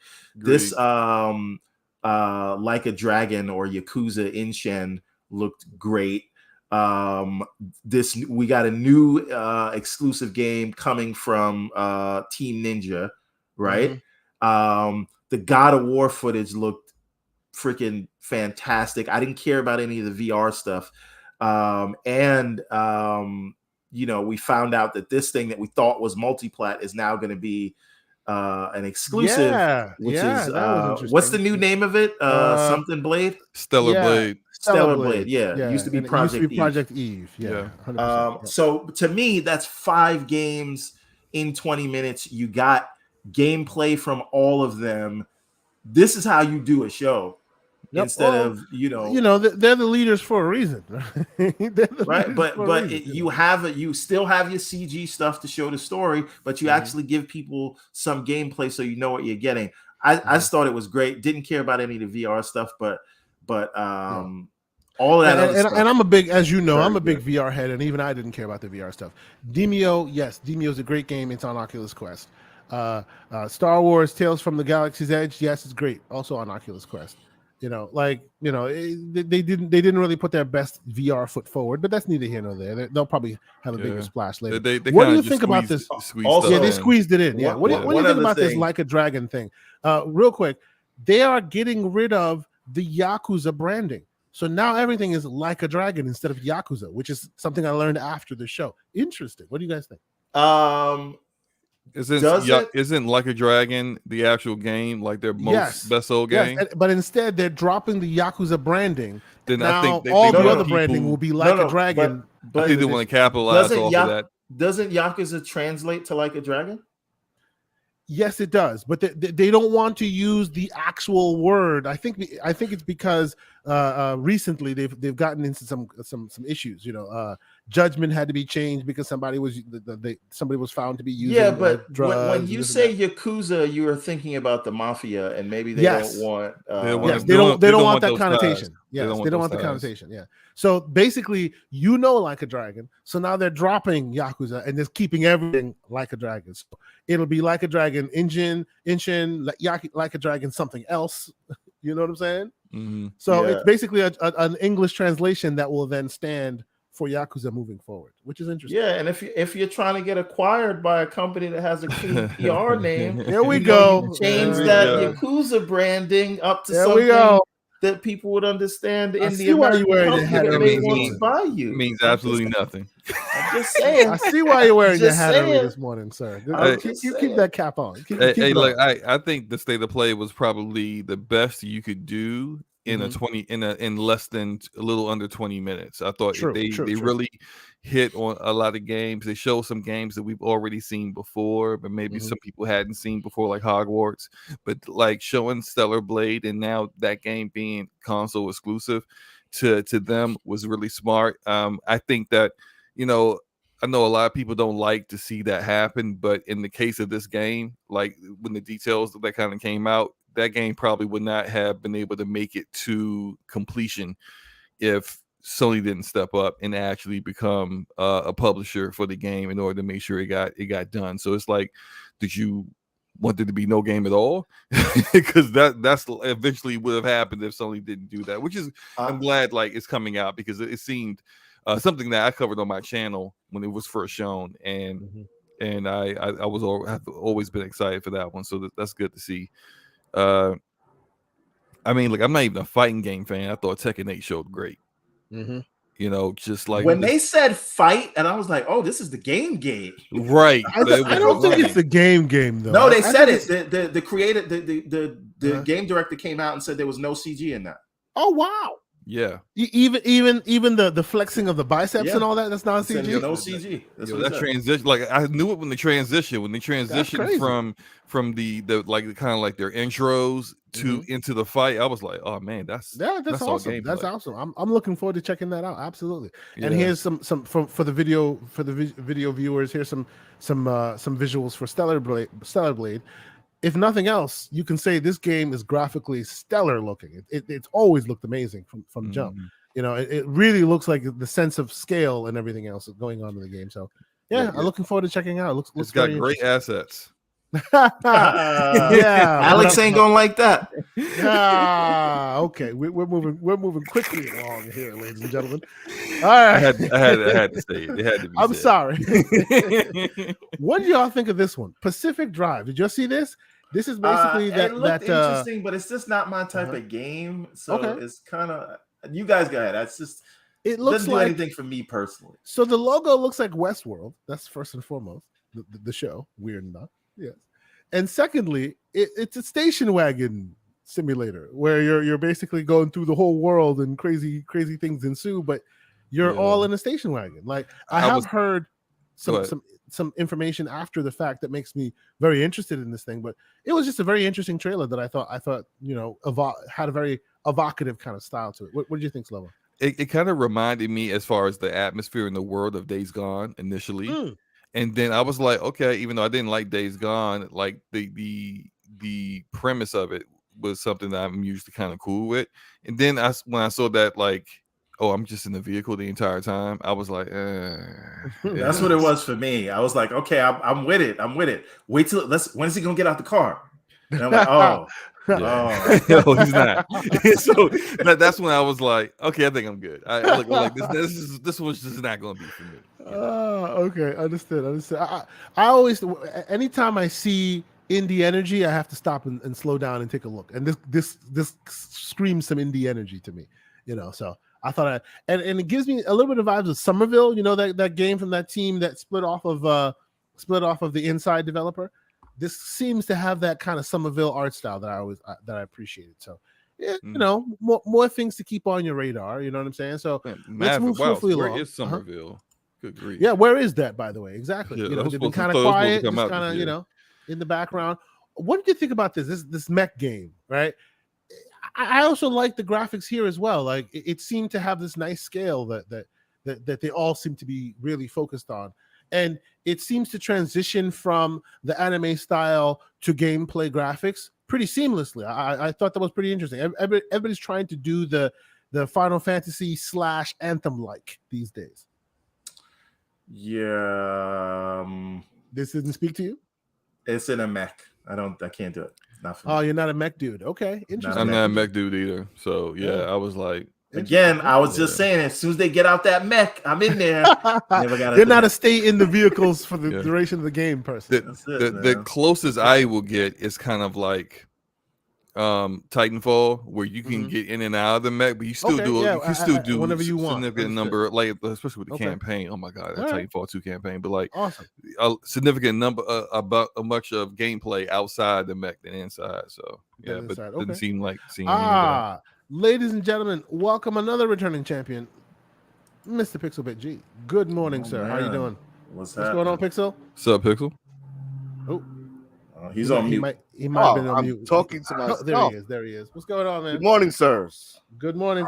Well, thank you for joining us. How you doing? I missed the best part of the slander, but it's all good. I'm here. Don't worry. If you want, you can give us your top of the dome thoughts. What you want the people to know about the Halo-ness of it all. No, I think you guys covered it quite well. I couldn't expand upon it. I think you guys really, you went and hit all the areas that I would have hit on it related to her situation. But hope for the better, right? That's all you can do. Understood. Yeah, exactly. The question there that I don't think I got to ask everybody: do we feel like Halo is in a better place today than it was last Saturday? I would say yes, but the actual results of that, whether we're going to see that, I don't think we're going to see that for years, unfortunately. Yep. Yeah, I agree, Slow. It's definitely better today than it was last Saturday because, for better or worse, whatever decision they made, they're actually actively looking to correct it.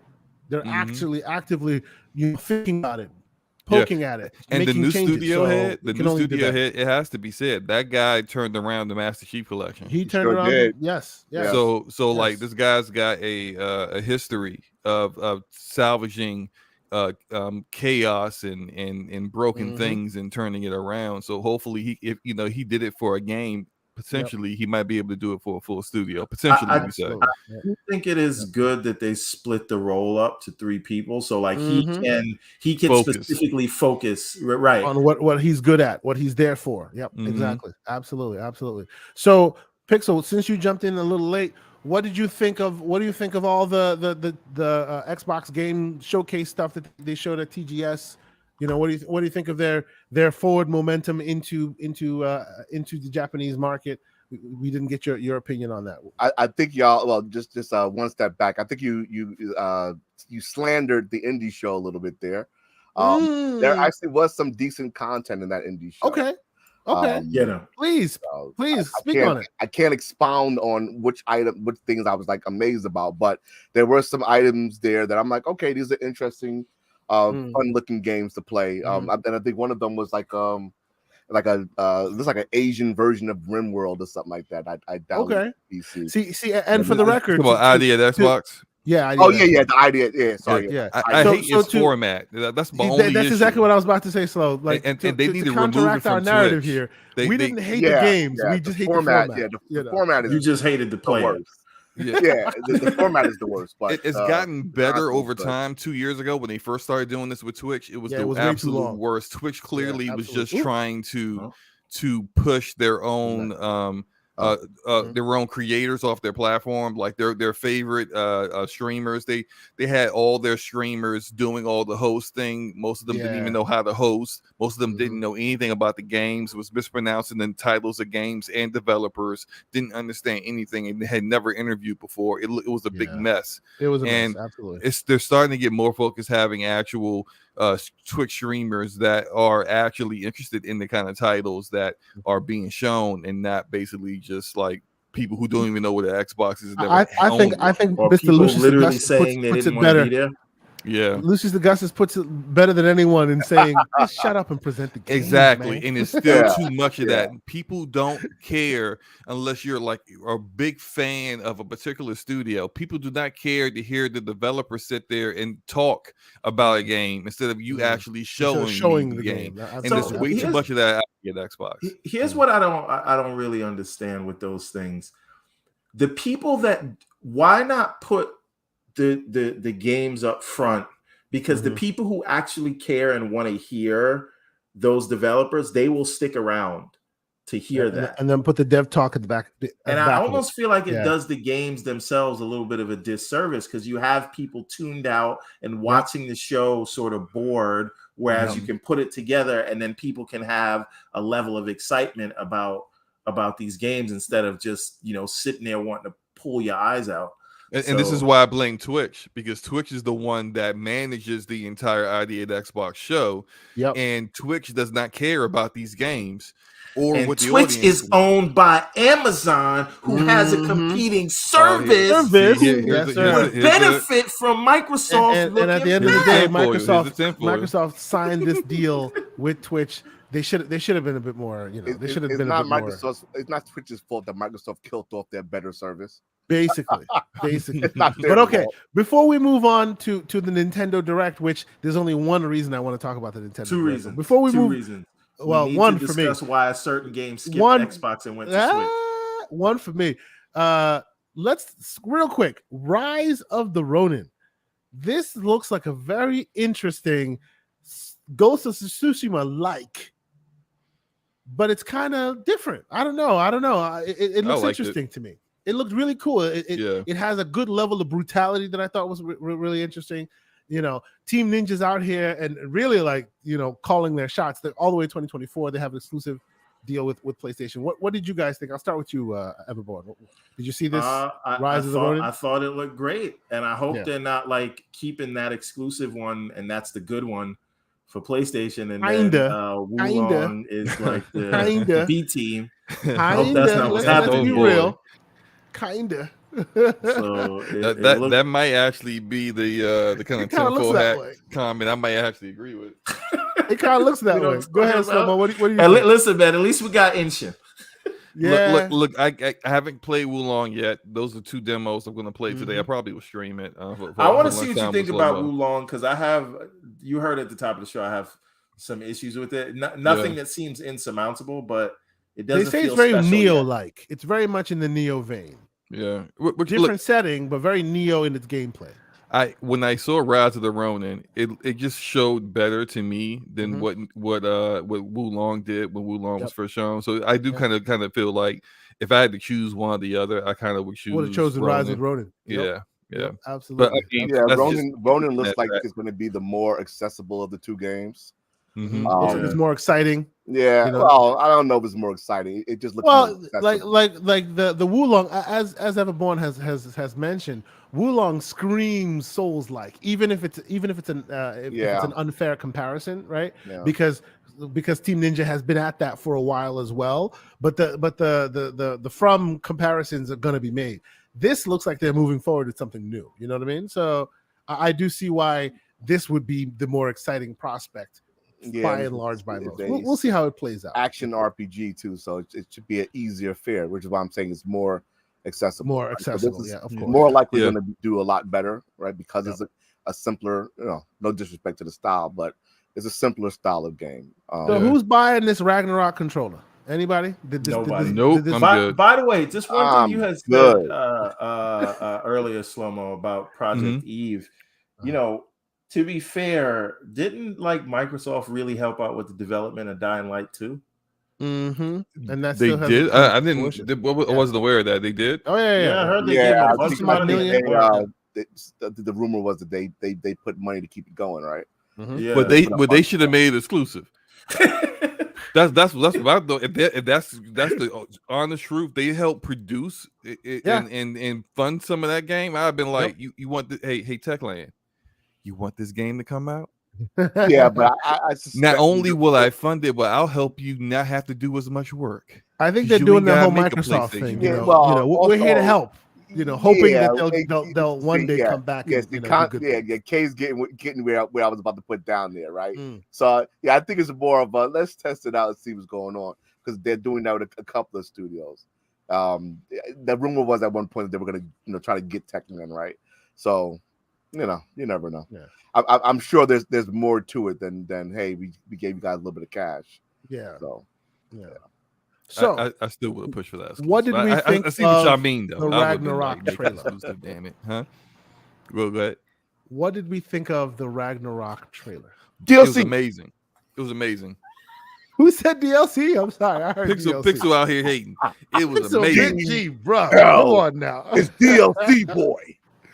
That don't look like no DLC to me. That looked like a whole bunch of stuff going on in that fight with Thor. DLC. Jokes aside, it looks great. It looks great. It's phenomenal. The DLC part comes when you read the notes about the game, and you're going to visit locations you visited before, but with new spins to those locations. So it is what it is, but it looked fire. It's going to be, this is Sony's game of the generation right here. Don't get it twisted. God of War is the most important to me. You're telling me when the PS5 is all said and told and done, you're telling me the highlight will be Ragnarok? Yeah. Oh no, I don't think. I hope not. Why not? You know why? Because the highlight of the PS4 is Ragnarok. Before you boo-hoo it, that we're not getting another, right? This is the only God of War you're getting this generation. I don't think we're getting an Uncharted this generation from Sony. I disagree on that. What do you think Naughty Dog's working on? With Nate? No, right? Nate's gone, right? Nate is gone, but they're working on another Uncharted. So it's gonna be something, but it's not Nate, bro. It's not, no. He's saying if it's not Nate, it's not his Uncharted. I don't want. So you don't think Lost Legacy is Uncharted? You don't consider Lost Legacy an Uncharted game? No, Lost Legacy is it's a better game than the last Uncharted in some ways. You think it's better than 4? Yeah. I can agree with that. I can agree with that. The puzzles better. Yeah. I don't think it needs to even be called Uncharted, so we'll see what they call it. Right, but I don't know. They need to follow that's that situation of fear of the market. Oh, we have to put the name that people recognize. They could have put a different name on it, and it would have still been. The open format for it it works better, right? But I'm just saying, in terms of legacy Sony characters, right? Mm-hmm. Is there another game? Not too much. Spider-Man. Well, but they're moving on from that legacy, right? It seems that way. I know, but. As a PS1 and on owner, God of War, is it? Too. Yeah, absolutely. So for me, this is the game with the gen for them. That's just me. This is Not Spider-Man. Go ahead, everyone. Like, yeah, not Spider-Man. Exactly, not What Spider-Man. about Spider-Man, Ghost of Tsushima 2? You know, look, Jin Sakai might end up being that guy. That Yeah. dude he got that is out of that. Jin Sakai got to do some more time in the bro. He dojo. ain't Like there you, yet. you can't come. I love to him, but no, Kratos he ain't there yet. No, stop playing. Stop that. They're like, nah, bro. Stop. No, I'm Yeah. just saying he needs time. Like Kratos got a history. You know what I'm saying? People grew up with Kratos. They're quick to shaft old Kratos- Jin Sakai. Hey, Kratos I'm really not takes saying to he my is in dude. 2022, but in 2027, when they about to Yeah. release a PS6, you know, it might be after Ghost 2. Yeah. If it's like a great evolution on the combat and the story is hitting like the first game, that like Jin might be that dude. You never know.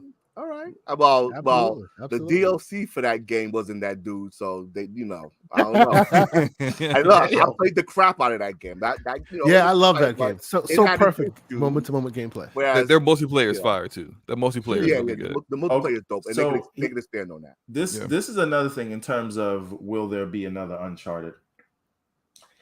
I think so. It's interesting for Sony, right? Because we know how long Sony takes to develop their games, and they come out, high quality and all that. Except for Insomniac. But go ahead. Except for Insomniac, except for Insomniac, who is working on those 12 live service games that Jim Moose keeps talking about? The majority of them are not like the top 5 of Sony first party that a lot of PlayStation guys champion. We got the best developers. This once again it's speaks not to that those guys idea. Yeah. This once again speaks to that idea that just because you know them, it changes, right? Time changes. The Xbox that you knew that was fumbling and bumbling, some of the leadership has changed, just like PlayStation. So it's still the same name, but don't expect the same thing you've always expected from them because the decks have changed. I think with PlayStation and those 12 games, I think it's going to take, and they said that's within the next 5 years, which is basically the end of the generation. Bullshit. But wow, the thing is this, what defines the PlayStation 4 generation is about 12 games, right? Those 12 games are what you're getting from their first party for the rest of the generation, for the most part. Whoa. That's not true. You're getting single player first party content as well. Yeah, Spider-Man and Wolverine. No, more than that. Games. You're getting Ghost 2. You're getting another Uncharted. You're getting the other new IP that Naughty Dog is working on. You gotta let me thread this needle, sir. Oh boy, okay. All right, let's see where you end up. I think that these 12 live service games are gonna come in the form of their high value IPs. So the next Ghosts will be heavily focused on the multiplayer.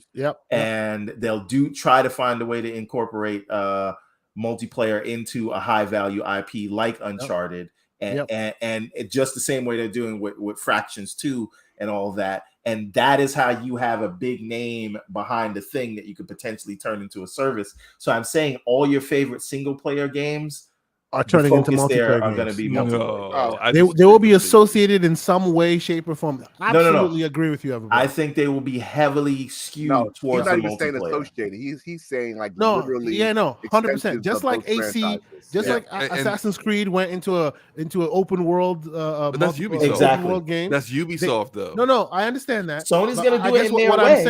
What I'm saying is, to Everborn's point, because they are afraid of entering new IPs into the market with the fear that people won't jump for it because it's not that name they know, they're going to take a lot of those IPs and make the multiplayer. So that, hey, remember that Kratos guy you love so much? Here's a multiplayer game with him in it. Hey, remember the Jin Sakai guy you like so much? Here's their multiplayer game. We did have a Gears of War multiplayer. What was it? Was it an Ascension? Do y'all remember that mode? Yeah. God of War Ascension, and it did not do good at all. No, it was awful. But that's before Bungie's their multiplayer games. They've said multiple times that those are in addition to the kind of single player games that are already in development. It's not to say that you will get one and never lie. The numbers don't work though. The numbers don't work, right? How many studios do you have? Well, a lot of those live service multiplayer games, the 12 that they're making, are not first party studios. Oh, so what like you guys deviation are isn't a advocating first-party for studio. right now is you're saying that they're going to make these 10 live service games instead of single player games. Is that the No. I think that's what I thought everyone was saying, but like I think those are definitely in addition to the other games that they're making. Yeah, they're gonna keep making what kept you here, and they're gonna try and bring the multiplayer. You look at Guerrilla Games. Guerrilla Games is making the Horizon games. Yeah. They made a completely second studio to make the multiplayer game that they're working on, which is one of those 12 live service games. Whether that's like people are speculating or at least hoping it's a SOCOM remake. I think it's something completely new, and they've Wouldn't that be in the Horizon universe? I mean, it could be, but like I know they've taken devs from Rainbow Six Siege, and a lot of like team lead guys from Siege to work on this title with this second studio, kind of get back to their first person route. So I think that's a potential possibility. We know Factions is another one that they're working on. Completely, we used to be a part of The Last of Us Part 2. Now it's going to be a completely separate thing. So like. Out of their main studios, like we can only really point to those two games and maybe one more that's going to be a part of that live service stuff. Everything else is like Deviation, Haven, even though Haven's not first party, but Haven started their game when they were still independent. And Fire Sprite is working on another one. Like a bunch of other studios that haven't done anything yet, haven't proven themselves yet, but like Sony's backing them, and clearly the Call of Duty stuff is fueling, forcing their hand to start making more investments. They gotta make even more. This stuff was started before the Call of Duty thing happened. Now, after Activision Blizzard is going to Microsoft, they now feel like this is even more important than it was before. Absolutely. We need to invest in this even more now because we need a substitute to Call of Duty. Yeah, once the next replacement. As far as I'm concerned, you got 5 years. Yeah, you got 5 years to figure it out because after 5 years, peace out. You ain't getting caught no more. Will Killzone or SOCOM come back? I think at least one of them will. One of them should come back. Yeah. If you want something with some name recognition, right? Yeah. Yeah, they won't give you anything new that you've never heard of before. It will have some kind of branding that you recognize. Yeah. They should definitely bring both of them back. You never know. Yeah, I agree. Right? I agree. Absolutely. Let this spur creativity. Let this be how PlayStation goes back to being hungry, right? Because they've been full for a long time. They've just been eaten off of being that primary position holder for so long, right? This should bring them back to that hunger to where they innovate and do something new, just like Microsoft had to innovate. When they got their teeth kicked in last gen, right? So this is good. I'm happy about it. This is where you're wrong, K. Asante. What's good for PlayStation is good for gamers writ large, and we need to put up an electrified, spiked fence and protect Sony's specific market share. So if they have 39% today, they need to have that tomorrow. Or the industry is going to die because Sony is the industry. Born CMA. Fantastic. By the way, this show cannot end without at least having some Sonic talk. Okay. Let's talk about the fact that Sonic was brought up in a just a reel on the Xbox show. So there was no, hey, and it's coming to Game Pass, right? They actually wasn't coming to Game Pass, but go ahead. Which you were right about, which I think still is a mistake. They actually showed off another trailer, but by and large, they're just like, "Yep, we're at the end of our marketing push here. The game comes out soon. Go buy it, and that's it." I think this is a big mistake, and I'm sure everybody will disagree with me. Well, hold on a minute. Who's at the end of their marketing push? Because Sega had their own show where Sonic was a focus, and I understand that, but they didn't say anything new. Well, that's fine. What new the game looks better and better every time we see it. Sure. Somebody tell me I'm lying, because I know Slow-Mo you didn't really like it when you I mean that's a low bar to clear. I have to be honest here. It has looked better every time that I've seen it. Even though like I thought the bar was very low from the very start, so it went from being abysmal to looking okay to me. So look, it has looked better. Every time it's been shown. That said, it's still it's still a Sonic game. So This Yep. game Here is we gonna go. be it's gonna be well rated. So it's looking like a really good game. I don't know why y'all be hating. Oh no, on I'm not my hating. game I'm just hating on Sonic. Everborn. They just I'm hating on me. Everborn. They're not hating on Yeah, Sonic. I'm hating on Sonic. I'm it, hating on it has Everborn. less to do God, bro. Pixel. It has less to do with Sonic and more to And more do with with Oh Everborn. yeah, Everborn. 100%, 100%. That's what I This is all say. about Everborn. This is all Y'all about gonna hate all about me taking a when piece this- out of Everborn. That's all. Y'all gonna hate me when this acquisition happens. That's all I'm saying. Uh, All right, hold on. No. You have no right to speak on any acquisition there, Everborn Judas. Yes, He wants this game to fail. So Okay. let's keep it moving. I want it to be successful. So in the we minds want to of move critics on and to the players. Nintendo Direct, but you have something to say. Go ahead, Everborn. No, I did want to hear what Slow-Mo and Pixel had to say about Boom's theory of Sonic this holiday outselling. Oh yeah. By the way, Ragnarok. real quick, let's thread that needle. Let's thread that needle real quick. Look, So I there's love this day. Boom. Hold on. I love Boom. Hold but on. that is- So okay, so go ahead. I call up Boomstick, right? And I'm talking to Boomstick, right? Because I'm like, I hear Everborn, and I'm like, come on, are you? This is the first time he told me this. He wants the game to be critically acclaimed, Sonic Frontiers, and then he wants it to fail, so that Sonic, financially, so that Sega will be on their knees, ready for Daddy. If you know what I'm saying. As right? soon as the Activision deal is Yes. done, the effects yes, of we the hear game you. stopping will hit, and then Microsoft swoops in like vultures. Yeah, we know your story. So I hear this and I'm like, you are crazy, right? So hold on. So I call Boomstick. I'm like, yo, do you would not believe the crazy madness Everborn Judas is saying to me right now. He goes, oh, you think that's crazy? Let me tell you this: 4-1. 4-1. I'm like, He said 4-1. 2-1. No, he said 2-1. Oh, 2-1. 2-1. I'm sorry. 2-1.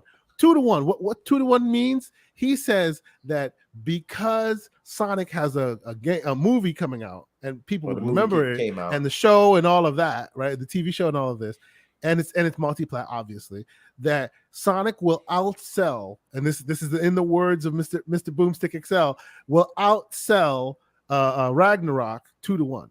Oh my god! Look, let me preface this by saying I love Boom. I love that guy. He smokes something bubonic. I don't know what he smokes. He's such a great guy, and I've always enjoyed his presence in this community. That's it. Boom. Boom is off his meds. I don't know what the heck is going on. Hold on. Let me hold up. Let's get some stats with this first. Let's find out what the 2018 God of War sold, and let's see is it's at least 10 million. Yeah, I know it's like 10 mil, right? And then but guys, you guys are spending far more energy on this than it deserves. Okay? True, far more. Because let's be clear. Well, hold on, Everborn, I will let you rebut. The reason why I say we're spending too much energy on this than it deserves is because, look, if we were talking about a storied classic franchise that had not been here for a while, and now here it is, it's on the Switch, it's on all consoles, it's on PC. Oh my God, it would be everywhere, right? The idea that Sonic can outsell Kratos is not what drives me nuts, right? It's the fact that Sonic and Sega have tried many times. They have literally, their name is mud now in the name of the consumers. The only people that really care about Sonic games are Everborn diehards, right? Okay. Even the Everborn diehard, the very last Sonic game that came out, even he said it was garbage, and that was Sonic Colors, right? So hot because garbage. You didn't say it was garbage? Hot garbage. Oh, it was hot garbage. Okay. So because they've already iterated over and over and over and over and over again, like trying to capitalize on that name and always kind of coming out crappy with it, I don't think folks will give it a chance. Okay. Even if it's good. Let me stop you right there. It's also releasing like a day before. On that same day. Okay, but again, here's the thing that all of you seem to be discounting, right? Please. Yeah. We can talk about how popular Ragnarok is, and we can talk about how it's releasing on the PS4 and the PS5. Yep. But that's it, right? But that's only game. That's a large base, right? Yeah. Yeah. That but base nothing compared means to nothing to the Switch.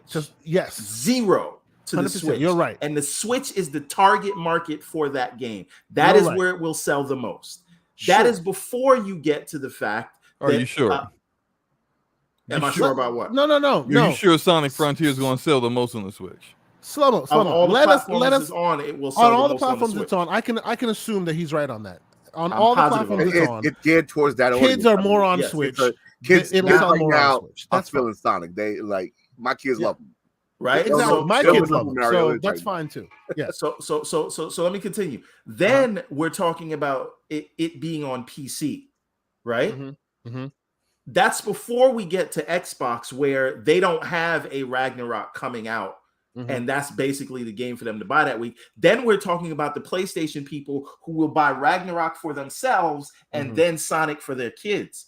And if you think Sonic may not be big to us 40-year-olds, except for me, but our kids love Sonic. You're talking about that movie. I keep telling people, go look you're at talking the around the download edges, stats. bro. No, no, You're no, I'm talking not. around. There's No, I'm not. No, I'm one not. key point that you No, I'm keep not addressing. No, I'm not. Go ahead. Kids play terrible games all the time. The thing is this. If you think Sonic is not popular, because that's your argument, go. No, that's not my at, argument. I hold on think a Sonic minute. is very popular. Hold on a minute. If that's your argument, then go look at how many people play or download Sonic Boom on mobile. Like, kids love that shit. On Android alone, there's 100 million people that play that game. There's a flaw to this argument, everyone. I'm gonna let you finish them. I'm gonna let you know what it is. Go ahead. So my point is, Sonic has never been more popular than he is right now, between the movie, between the mobile games. The game seems to be turning around in the eyes of the public. We'll see what the critical reviews are, but it being on Switch, I think, negates the fact that so many people will be able to get Ragnarok just on those two platforms. So between Switch, PC, and then the Xbox, I think it has a shot to be the number one seller in November. And we're not talking about overall. We're talking about November. Slow-mo, I will let you get your bars off. I have one question for you, Reborn. Your needle is threaded pretty well. I will ask one question. Do you think whether the game itself is good or not is a factor in that equation? Sure, but you are assuming that it will be bad. No, I'm not. Then you can't laugh at the fact that it may outsell God of War. No. Look, the only reason why I lend more on the not good versus good is because it's had many outings and it's always been bad. Like the good to bad ratio has not worked. The kids that are playing this now. probably weren't born yet when those bad outings were out. But go ahead, bro. I'm talking about last year, the year before that. When did Sonic Colors come out? Hold on. The games that came out that were good are the games that came out when those kids weren't born. The games that came out that were bad are the ones that have come out all recently. Check it out though. If you're on Xbox, at least like currently, and your kids are looking for Sonic games, the Sonic games they're finding are the ones from our era, and they love them. Okay, they're not finding the other ones, right? They're finding the ones that are the 8-bit, 16-bit era games that are they're fun to play. But even the 360 ones, the 360 ones that just they have that FPS boost and everything installed on them. My kids play those games; they enjoy them as well. So while we are critical thinkers about games and all this other nonsense, right? They're not. They're just, do I like it? Is it colorful? Is it fun? Hey, is that Sonic? Let's play it. I want to play people that play Roblox. I gotta say it because y'all gonna keep talking. I'm not saying that they're gonna win. It's not gonna. Forget Booms 2-1. That is a pipe dream. It's not even going to outsell it. Here's why. I don't agree with 2-1. But go ahead. Go ahead, Slow-mo. Why is it not going to outsell it? Okay, because in order for it to be Booms 2-1, we need to sell 20 million copies, which is crazy. That's the base mind that they're going to get from Ragnarok. We're just talking about the launch. Okay, even in the launch, it's not going to outsell it. Here's why. You guys are talking about kids who aren't into as we are. We are into the gaming industry. We know news when it happens immediately. As soon as it hits Twitter, we know about it. We talk about it, all that kind of stuff. We're talking about the not just casual gamers, but kid casual gamers who can't tell you the difference between Sonic 1, 2, and 3 and Sonic Forces. They know it's a Sonic game. They don't even know that this new Sonic game exists. I had to show it to my son. He said, "Oh, that's cool. I want that when it comes out." Do you think he still remembers the game? I reminded him when the new trailer came out. He was like, "Oh yeah, you showed me that before." They don't know what you guys talking about. They're not going to be pushing for these games to be bought in November because they don't. They just want a Sonic game. Good point. And so you can't say on one side that they enjoy all these old Sonic content and they don't care about the stuff that we care about, and then think they even know what Sonic Frontiers is. It's like you have to take both sides of that, and they're not going. It's not enough of them for them to outsell freaking God of War Ragnarok, which is going to be a game of the year nominee. Only on PlayStation. So, ladies and gentlemen, we have 71 people in the chat. This is, I think, it's maybe a record. Thank you guys so much for watching, and it's climbing. Thank you guys so much for watching. Consider hitting the like button. Consider subscribing if you haven't done so already. Let me rebut what Slow-Mo said. Well. Okay, look. We can go back and forth. I know. I'm gonna end it right We here. have so much more. There hasn't been a Sonic game. There hasn't been a Sonic game that sold over a million copies in 11 years. Look, there hasn't been a Sonic game that sold over a million copies. Let me be absolutely clear. Okay. I want to be wrong. I want this game to be great. I want to come on here because this is what we do with Sonic, right? I want to come on here and go, look, I was wrong. This game outsold. This game is out there. It's great, right? And to Everbone's point, if and I'm saying that if that's a big capital I and a big capital F on the screen right now, if it is good, it would have to be good, like really good, for it to transcend all of the negative energy around Sonic that's built up over the years in order for people to go, hey. Oh, he's gone. Uh-oh. All right. Sega got him. It was like, he's talking too much fat. I agree with all of that. Get him out of here. I agree with all of that. Oh, he's back. But that's a big monstrous if, man. We didn't get you for like 5-10 seconds, man. Oh, I'm so sorry. Yeah. I'm sorry. It broke up. Yeah, you froze up. Connection broke up. See, there you go. My internet's having ridiculous. It's Sega, man. I'm just saying it's a big if it's good. Yeah, if it's good, I'll be wrong and I'll be happy to be wrong.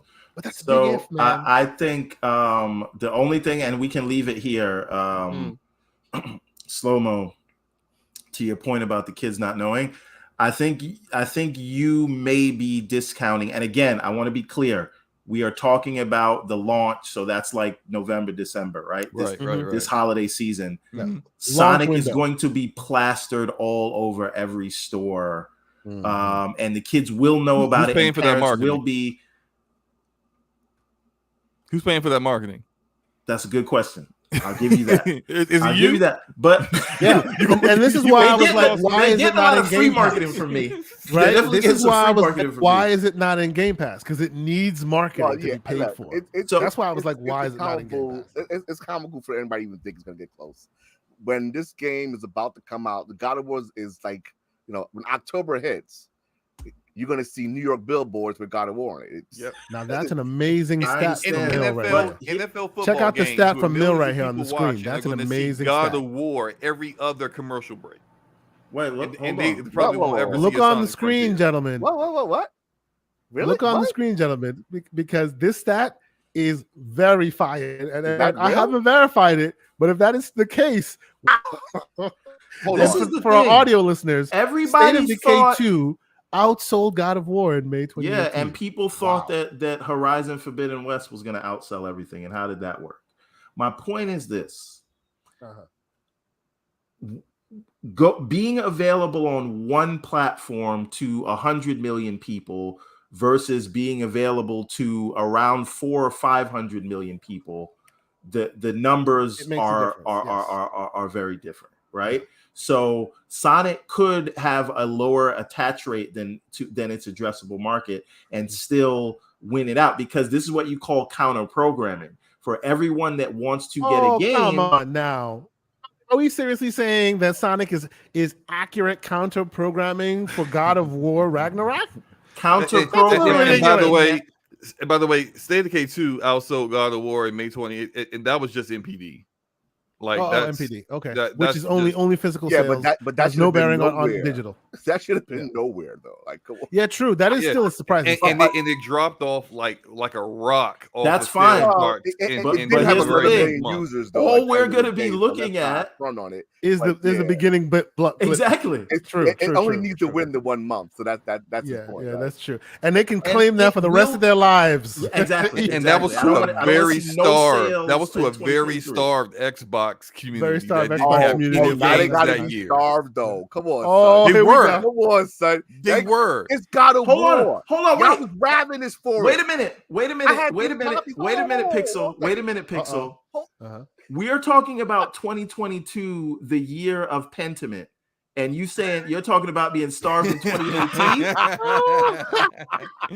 Good Y'all don't point. understand. Good, You know what? Very good Y'all hear point. this now, right? This will be the man who will come out here and come on the Gaming Circle podcast and go, ladies and gentlemen, I've been bitten by it. It's fantastic. Pentiment.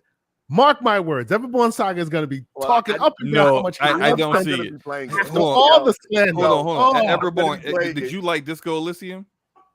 I did not Disco play Elysium. Disco Elysium. It's it's a fire. great game, Play It's Disco fire. Elysium. Yeah, it's fire. It's an fantastic. excellent Yeah. RPG. I especially love it. on Steam Deck. Play Disco No, Elysium on the so Steam Deck. here's the thing. I was always actually pretty upset at the treatment of Pentiment by Microsoft because they didn't have any AAA bangers or what bangers, you know what I'm saying? AAA games for this year. People are unduly putting negative energy on Pentiment when it's supposed to be a cool filler game. Exactly. Indie, Right? indie kind That's of what odd Sea of experiment, Thieves yeah. and State of Decay 2 were supposed to be in 2018. Yep. They were not supposed to be headliner games. These were like a Same thing with indie kind of Crackdown style 3. game from a AAA Yeah. studio Yeah. and a AA game, both being treated as AAA games because the Yep. platform had no other content. They to had put out nothing there. else, so they had no choice but to prop it up. Is in the same role, but unfortunately for Pentiment, like whoever the artists are at Obsidian, y'all need to upgrade that. I'm sorry, because look, I was expecting less like visual fidelity because I played through Disco Elysium, loved it, beat the game and all that. But Disco Elysium has a unique art style that kind of gets away from. You don't really need to have photorealistic visuals or like AAA visuals when the game looks like a water painting. It works. It works in that aspect. What Pentiment looked like, my 6-year-old daughter drew it. So it's just like, okay. To be fair, Slow-Mo, I will push back on you. To be fair, I'm the being reason fair. why Pentiment you're not being fair. How not? Well, listen. Go ahead. The reason why Pentiment looks like it does is because that art style, that specific art style, is very much evocative of the style and the time period that they chose where the story is being told, which is like, what is it, like 1800 BC Bavaria? Like the style of art of the time period that they were talking about is exactly that. That's what they're evoking. Whether you like it or you don't, it's a choice that they've made. It's not a mistake. I think most people, this is why I say it's a mistake. It's most people aren't going to like it. So if you're making a game, for most people. Most people aren't. I'm not saying most people aren't going to like the game. They're not going to like the art style. Okay. So But if still, you're making like- an art style choice, hold on. If you're making an art style choice based upon this is I'm as a unique artist, here in the video game industry. This is we're making a certain point with this, but if no one else gets it. Yeah. If only 10% of your target demographic gets it, like what point did you make besides? No, but you that's turned exactly people it though. off? This could is be not the a depth this is not a branding. third. This is not a AAA, tentpole Halo-like bring everybody in. This is and thank you, Lucius Augustus. This is meant to be based off 1400s Bavaria, and the word Pentiment, actually, Pentiment itself evokes that style. It's the style of revealing art. I think, what did they say? Hiding something behind something else. Like, so you've seen those movies where you remove what's on the top layer and then it reveals what's behind it. It's a very weird old style of its day. If you start Googling and looking into Bavaria of that time, you'll see that art style evoked a lot in history books, right? That's what they're doing. Whether you like it or not, that's a matter of choice. But you can't say that what they're doing is not nice or it's not necessarily what they want to do, because I didn't say that. What I'm saying is that I don't think that like it's going to when it releases it's going to. It's a specific choice they're making to invoke the time period that they went for, right? Whether it ultimately was a good look or not, you at least have to respect them for that choice. It's kind of like saying, I don't like Assassin's Creed 1 because of the area you chose. It's a historical, it's meant to be that way, whether you like it or not, So am I wrong? What's going to happen with it in terms of the numbers, at least based on the previews? What you're seeing is the same way everyone said, visually, this looks like crap. Mm-hmm. The people who are playing it are saying, well, damn. It looks great, yeah. Not people only playing it are happy with it. Interesting, but there's a thing that they're doing with the way they present text, and like it's some high technical art piece kind of game. So it's not what we think it is. So long story short, Slow-Mo, RPG, yeah. So I would say hold off your judgment. Yeah, it may score better than we think. I'm not judging the game as a whole. Again, like I said, I like Disco. You're just judging the art style. And yeah, I'm just judging the art style. The art style could be absolute garbage, but if the story's fire, the characters are fire, and it hits on the RPG elements that made Disco Elysium fly, then it's going to end up ultimately being a good game that's going to score well and people will like it. That doesn't change the fact that like it's artistically, like visually, it might still be an eyesore. Then basically like, what you're saying say that is, like you can't the art style of the period were eyesores because that's all they're invoking. Right. The entire art style of the period is trash. All right, there you go. Like Flower 9, right? Didn't Flower get a 9? Do you remember that game? Flower. I remember Flower. Yeah. Got a 9. You got a 9 though, because it's not about you. It's about the people who are reviewing. It's about the art style. That's right. What they're invoking and the way it's presented and how the text is. It's like there's a thing. So the game actually I'm not disagreeing with you. I'm just saying. I hope the game is a great game. I'm gonna play it. I love Disco Elysium. It's one of the best games I played this year. Let me speak a language that Slow-Mo will understand. This, much like like Dune, has certain required requirements. Oh no, we're not going to do that. We're not going to do that. No. Yes, we are, player. Dune is above reproach. Okay. You see, a whole different aspect. No. But you see, just like you can reach Dune, whereas others can't, right? And rightly so, right? Each of them have their barrier to entry, right? Each of them have their barrier to entry. I'm just proposing that much like Dune's barrier to entry, you've been able to climb, and you realize, hey, how worthy that is. Possibly the art, because art people who are very much into art will take offense to what you're saying, because some people are really like, yo, this is faithful to its roots and all of this, and it needs to be respected and blah blah blah blah blah. Just give it time. Maybe they'll surprise you. Let me draw something in the chat, because I seem to have angered a butthurt person in the chat real quick. Yasid, he said maybe he needs to do more research before giving an opinion. Everything that I said has been based off of things that I've seen or things that I know for a fact, and that means I did my research before I gave my opinion. Do you are outside of just being a fanboy, period, that hypes up everything that's green? I'm pretty sure you hype up the grass outside too. Outside of just doing that, do you even play Disco Elysium? Do you even know what kind of game this is? Do you even know what kind of RPG it is? If you don't know any of these things, what exactly are you talking about?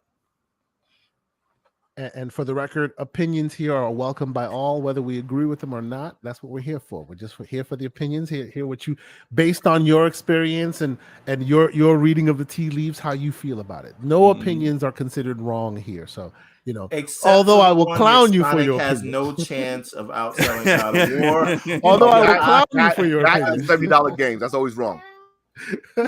I will clown you heavily for your opinion, but can we talk about this Nintendo showcase?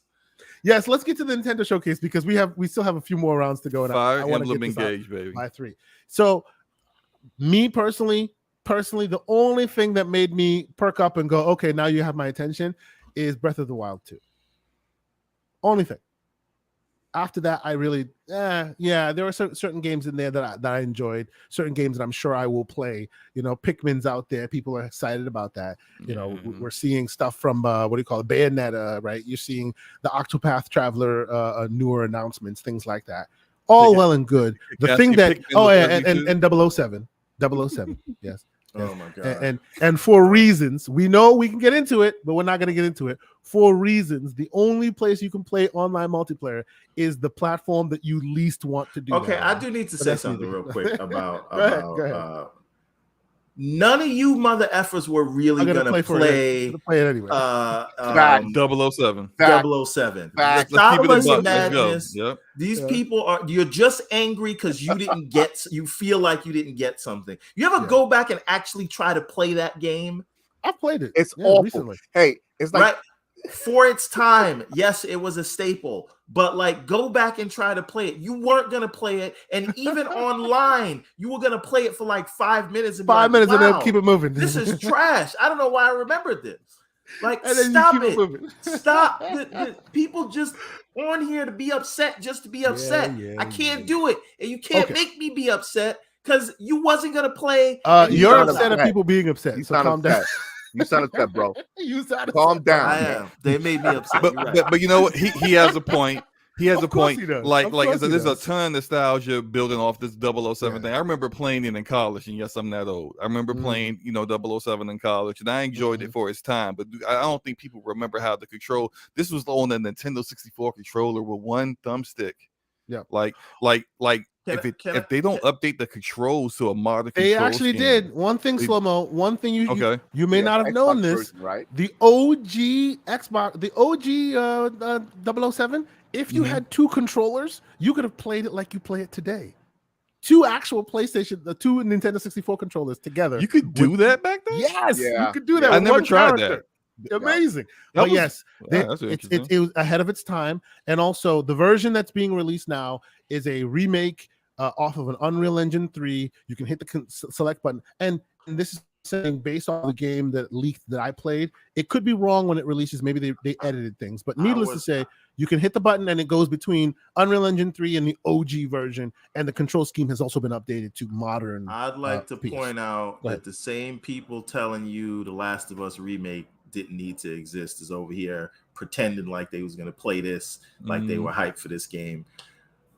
Let's stop it, people. You're lying to yourself. And I don't even know if you can buy this game right now. You have to get it through some sort of collection because it's a legal thing where they weren't really allowed to touch that old remake that they had. So they had to release it as is. And Nintendo, the way their online works, it kind of tricks the system into believing it's a local. It's a local multi co-op. And so that's how their online services work, and that's why it's not here, because they weren't doing that, and they weren't going to go in and touch this up because they knew nobody was going to play it. That's it. They knew they weren't going to put the work in on something they knew that like ultimately you put all this work in and barely anybody's going to play it. I mean, seriously though, this game has been sitting around in limbo for years. It was leaked on the internet, like I would say 3, 4, maybe 5 years ago. Like you could, if you wanted to, you could have had a copy of this thing years ago. It plays on any potato PC, like it plays on anything because it's an old game, right? Yes. So I agree. Even if there are no legal wranglings back and forth, why would you crack the code after 5 years of it just sitting on the shelf just to add the online multiplayer? Let people play with it the way it is, right? All right. I do have another question for you before you get into this whole thing. Yeah, go ahead. Just so we can get it out the way. How does everybody feel about Sifu skipping over the Xbox and going to the Switch?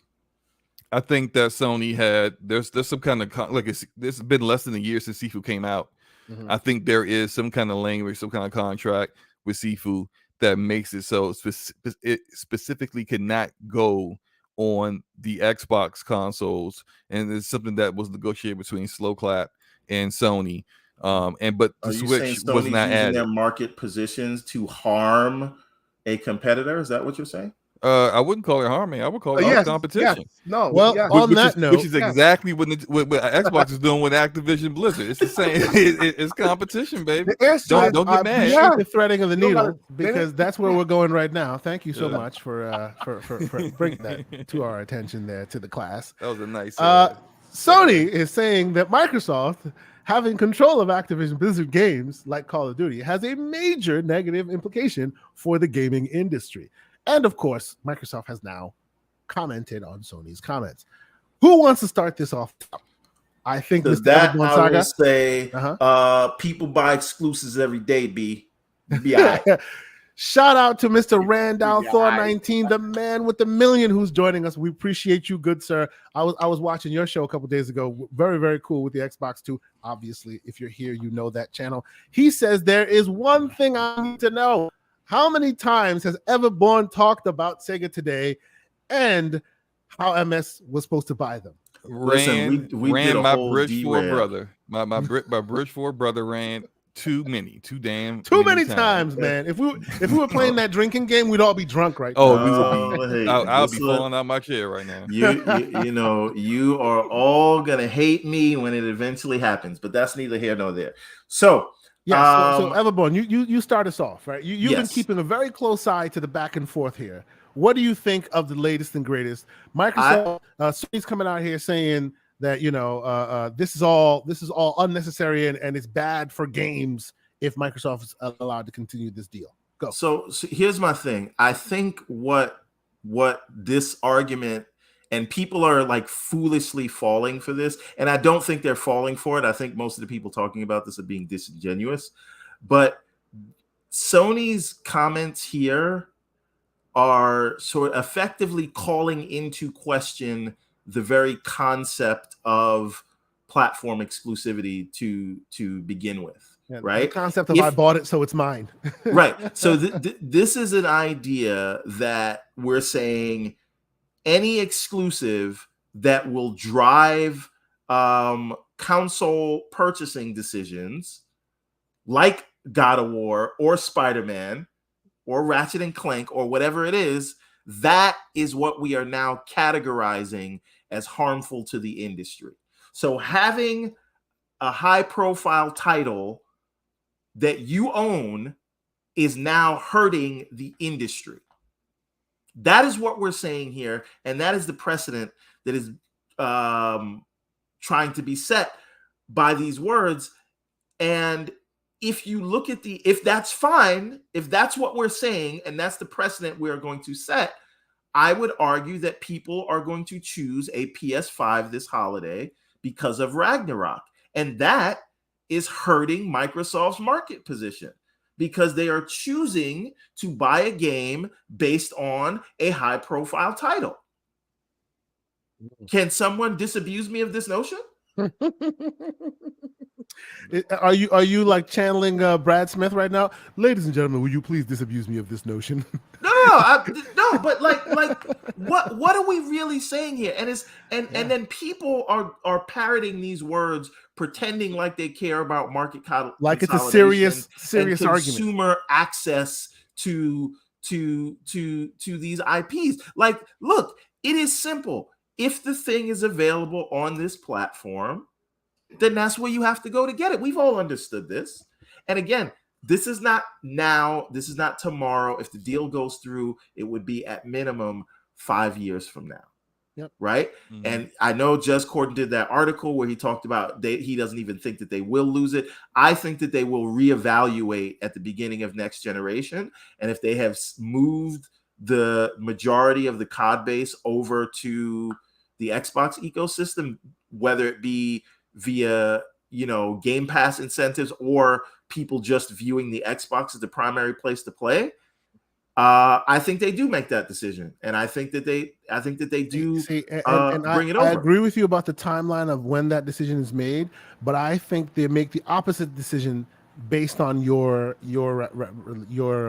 thoughts right now. So if they have moved enough people over, then they keep it multi-plat. If they haven't moved enough people over, they force the issue because at that point, that'll be the time you're making a purchasing decision, being console. I'm going to throw in option C. I agree mostly with Everborn, but I think after in 2027, after 3 years is up, PlayStation's only option would be a cloud version of COD through Game Pass and through browser. That is still offering it, right? Yeah. And that's exactly, it goes back to what So Phil that would be Spencer the said 4D with chess the way whole of getting Bethesda thing. Call of Duty on PlayStation by saying, "Hey, here's Call of Duty, but it's only available to you in the cloud through a Game Pass subscription." Yeah, exactly. And it's still within the spirit of what Phil Spencer said when they did the Bethesda Xbox live stream.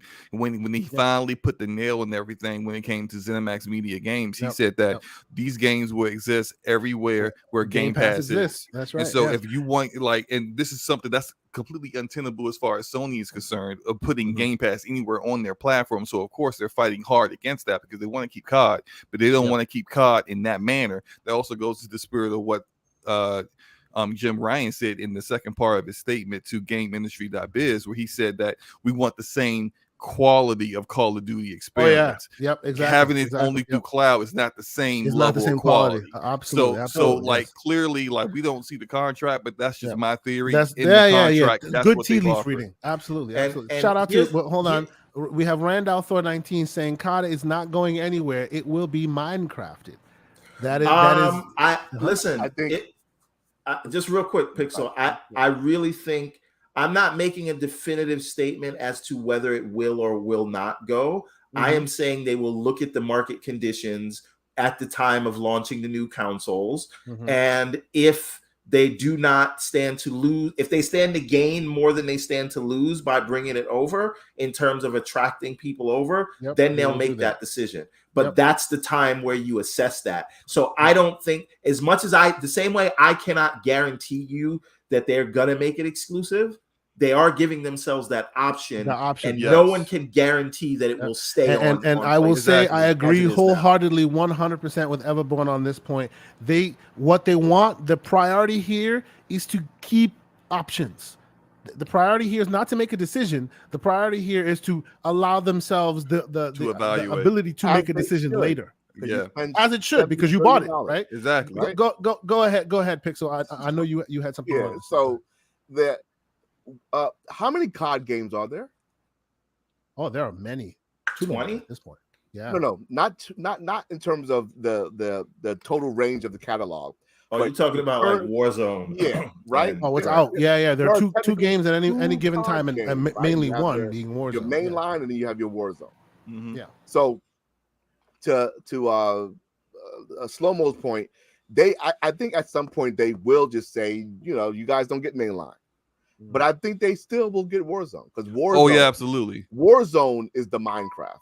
Yep. Right. That's the one that they wanted. It's a service game. They want the live service game to be the bigger. They want that platform to continue to grow. Yeah. Like Elder Scrolls Online. Elder Scrolls Online, right? But so Slow-Mo or Pixel, because I don't know if Kay plays Warzone. If you guys have played Warzone, as I understand it, they integrate the main campaign into Warzone every year. How does that work? I don't play it often. I'm super casual, and I do, but I know enough people that play COD where I can kind of speak on it a little bit. There are perks and guns that you will get in the mainline game that comes out annually that you can then use because it crosses over with your account into Warzone. So like, I think that is just a way of incentivizing people who play Warzone to then go buy the next COD every year so they can get those guns in Warzone if you're a Warzone player. But from a gameplay I don't think aspect, that would actually stop it from stopping. Gameplay Avenue, they're Slow-Mo. You don't see that being a sticking point where it can't be separated. If they wanted to separate, you can still separate it. No, you could easily just have Warzone have his own guns. Yeah, you can still have Warzone. You can still include, because that seemed to be everybody's. That seemed to be the quick narrative. Anytime anybody said that, you haven't played it, because if you've played it, you'll know that it's integrated intricately. So there's no way you could have one without the other, which seems to me like a little BS. Yeah, that's a little BS to me. Yeah. You just stop that. Like, you just can have easily those. Do that. It's a choice they made. The guns just don't cross over the Warzone. There you go. It. So, and here's another thing that I want to say, right? Like, all these people, including Mr. Jim Dance Moves, who's really just doing his jobs because he can't go. He can't go to the shareholders and the board and be like, yeah, they were buying it, and I did nothing. Matt Booty. Well, I tried. They said no. Exactly. He has to show some fight, right? Right. And I think if he doesn't fight for this, he loses his job. Absolutely. To be complete. So he's doing what he got to do. And like I keep saying, people, the war of words is going to get worse. We just saw it this week alone, how it escalated quickly. Everybody's a nice guy until you start messing with their money.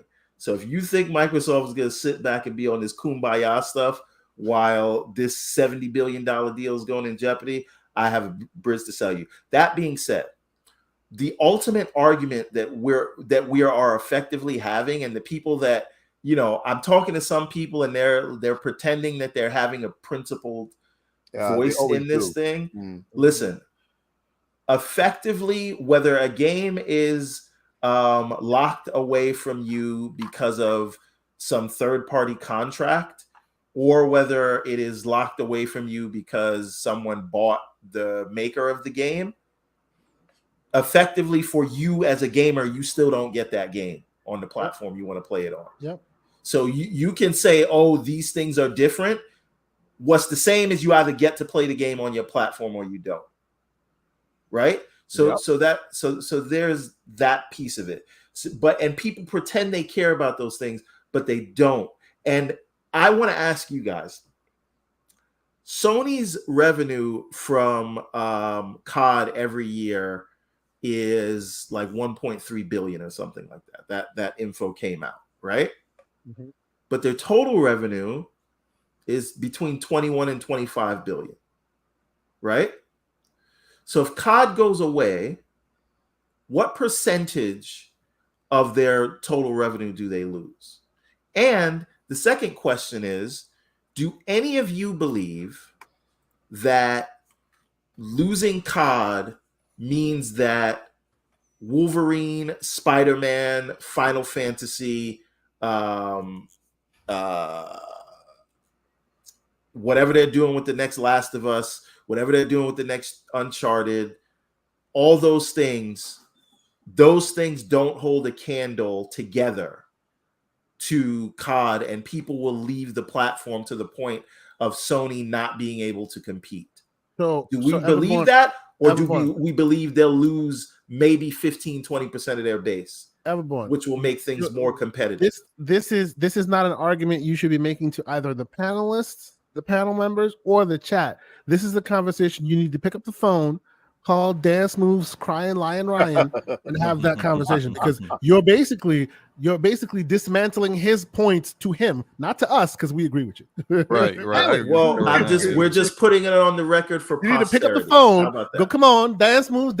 What was it? Dance Moves, Dying Lion, Crying Ryan. Yeah, that's the one. Man. So last thing I'll say, got a 60s R&B singer name, man. Go ahead. Really, I am talking to the people I debate with in the Twitter streets. Oh yeah, I know. This is really an admission.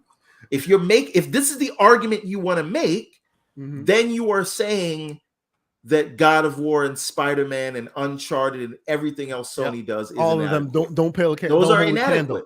That's what you're saying. Or that's a new word, right? Inadequate. What you're really doing is defending Sony's market leader position. You're not defending competition.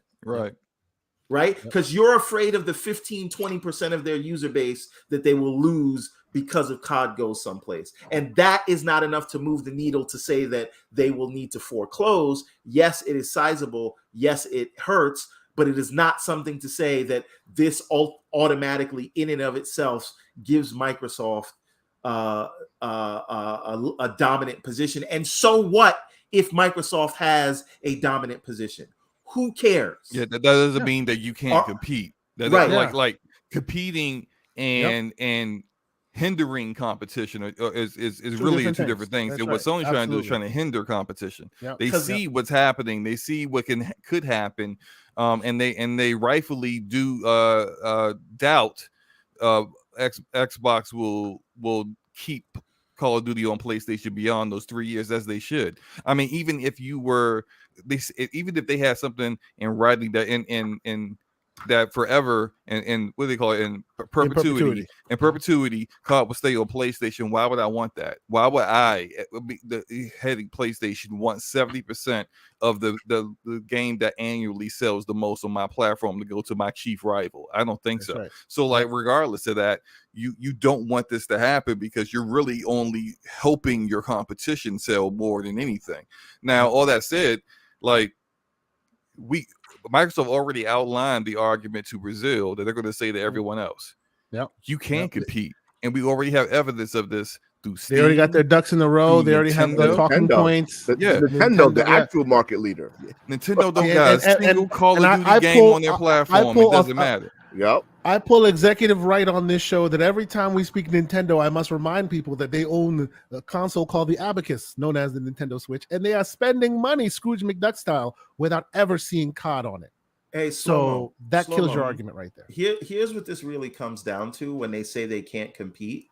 They are afraid that without the market leader position, that Xbox will do to them what they have done to Xbox.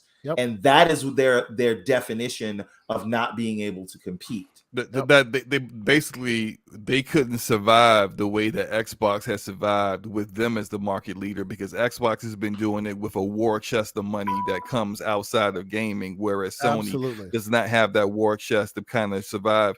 I would say that also was cap, because if I was a part of Xbox, I mean not Xbox, but PlayStation first party, I would feel somewhat offended, because the level of quality of their first party games is unparalleled. It's unparalleled, and it's not. It doesn't sell as much as Nintendo first party games. But the reason why Nintendo is able to survive without COD is because they have product that people want that isn't COD. That people deem it to be quality, and they pay for it. Sony has the same thing. It doesn't sell as much as Nintendo's quality because it's not as big of a difference from what Nintendo does. That said, they can survive just fine without Call of Duty. And this is why I said the argument everyone is having right now, he shouldn't be saying that to us. He should be calling up Ryan and having that conversation, because someone needs to convince him that he'll be all right, because we all know he'll be all right. But he doesn't seem to be thinking he'll be all right, or at least it doesn't pay for him to make us know that he knows he'll be all right. He needs us to think that him and his company are in constant like we're dying tomorrow. And I know Pixel wants to get in, so I'll shut up after this thing. One other argument that I hear is that Microsoft could use COD, right, and Game Pass in conjunction with the other things in their company, like the cloud, to have an unfair advantage. But why don't we argue that Sony, with their movie studios and being able to turn their IP into film and television, is exactly what they're doing right now. Exactly what you see. Exactly. Yeah. Yes. Yeah. And that is the reason why, even though whether it's righteous or not, that is the reason why whenever we hear regulatory bodies speak a certain way or whatever, whenever they purport to use certain talking points, people are very much like keenly focused on, hey, why do you sound like you're on their side versus, you know what I mean? Because people in this space have been paying attention and have seen this happen for many years. I'm not worried about the CMA, right? I'm pointing out the ridiculousness of what do you call it's talking about. The CMA ain't supposed to know about the gaming industry. They will be educated about it when they do their due diligence. They out to market participants. The market participant that complained was Sony. So now they got to investigate and see if the bitch was lying. Right, basically. Well, you know what? While we're here, let Pixel go. You're up next, and I want you to talk about both the replying to basically what the back and forth between Microsoft and Sony, right? Like what the war of attrition, as it were. Plus, add to that, you know, the interviews that Microsoft and Phil Spencer have been having, where they're sitting there going, look, at the end of the day, we're still here, we're still buying, we're not going to stop at any moment. Go for it. So I think for me, Jim's comment, the part of it that's most interesting is the trying to claim that it is bad for gamers, right? Like, even for the people who are trying to defend that comment, show me where it's bad for gamers as a gamer, right? Not as a person who's in love with Sony, as an actual gamer, somebody who just wants to play good games, how is it bad for gamers? If I have to, if I'm gonna get this Xbox Game Pass family plan whenever it comes out at $5 per person, how is that bad for me versus paying? How can you say that with a straight face that that's bad for gamers? Like that's what kills me the most. I expect Jim to do what it takes to try to win the conversation. That's his job. But for people who are just gamers, I'm like, I don't understand how you're gonna sit here and act like you wasn't living in Blockbuster like everybody else in the 90s. You know what I'm saying? Or the 2000s, right? Mm-hmm. Like you wasn't using Redbox and everything to get your gaming fix back in the days. So now you're trying to tell me that it's bad that a company is trying to make these big AAA games, right? Of which once Microsoft takes over Activision, that's going to be the one of the most expensive franchises they have, if not the most expensive franchise. So you can no longer say, oh, they got this, Sony has quality, but Microsoft doesn't, because there's, you know, like it or not, the amount of money and effort that goes into a COD is nothing to play with. Right? I think that's an everyone respect and it's truth where it's due. Like he said this a few times, and I agree with you on that. The idea that they're fighting that narrative because they have correctly and effectively convinced a bunch of PlayStation gamers that subscription services and quality games, quality AAA games don't mix together because of pricing. Yeah. If somehow you wake up in the morning and see Call of Duty in a subscription service, no one will be able to believe that narrative anymore, because just as pervasive as that narrative has gotten, so is also the narrative that Call of Duty is one of the biggest, most hugest blockbuster games out there. And if it's seen and thriving in a subscription service, hey, maybe Sony's lying, right? So they're really, really, really doing their best to try and thread that needle. And COD is the icing on the cake for that, right? Because that compounds when you add Diablo to the mix, and that's before you get to whatever id is working on, because we know that's going to be top quality. And Scrolls and every other big game, right? So it's like shout out to Ham Solo. He says we beat Pong Soul and Steel Rain to the show duration. This is once. Hey. They always beat us. Once we beat them. Hey, shout out to Pong and Steel. Yeah. I'm sure they had a great show. We usually keep it very, very structured, but this week we had no choice, and we are at 99 viewers here. One viewer away from 100. I accept all blame. and all credit. We've never hit 100 viewers live on the show before, so with one more viewer we will hit that threshold. But shout out to both Pong Soul and Steel Rain. Yeah, please share this out. Right? You know, we're doing the duration for once. We're pulling a Pong Soul and Steel Rain. We're going for the duration. But before we finish up this conversation, because we have a few more little side nuggets that I kind of want to talk about. But before we get there, let's get your final, all three of you, let's get your final opinions on this whole Microsoft back and forth. Yes, we really talked about, this back and forth between Microsoft and Sony and all the war of words and how the entitlement is clearly there, right? But now, in addition to fending them off, and that's the reason why I called this show on all fronts, in addition to them speaking to Japan, in addition to them throwing a bunch of Game Pass stuff at you, in addition to them, defending themselves against Jim Ryan, they're also out here going, by the way, we're still thriving. We're still planning on buying more and more studios, whether that be studios or publishers or this and that. They're still out here in the market, ready to purchase. Mr. Everborn Saga, at the end of the day, who do you think is next? And don't say who I think you're going to say. Who take the Sonic cap off. Okay. Put the business brain on. I think it is Who's Sega, next? but I'm gonna take Sega off the board just because that's less entertaining for everyone. Come on now. So I'll let someone else argue for Shout Sega. out to Web Dave. Thank you for joining us, good sir. Yes, go ahead. But before I say what I say, Sega is the one. Of course. But let's if it's not Sega. Take your drinks. If it's not Sega, what would be super interesting to me? So firstly, I threaded the needle before, I'll thread it again. In the Bloomberg interview, right before the CMA announced that they were giving the 5 days at the end of Phil Spencer came out and said, I think if this deal goes through, I think we'll have maybe too many developers in regions where we are already strong, right? Then we heard Phil, jump on Jez Corden's tweet saying, that we're working hard and we have a lot harder work to do. Then we find out Phil is personally going to meet with publishers and developers and taking some cool ass shots with Kojima. Right. Like taking Right. some ill shots. It's So- like what were they doing there? As he seems to do annually, if you Right. think about it. and then at the Tokyo Game Show, they take care to point out that there are 1.7 billion gamers in the Asia Pacific region. And then when asked if they are going to continue to acquire publishers and studios by CNBC, he says we can't afford to go on pause because there are other players in the market like Tencent that are buying things out. So they out here, son. They out here. he says we talk with our partners, and if those turn into M&A talk, then so be it. And he just said he was out there talking to partners, right?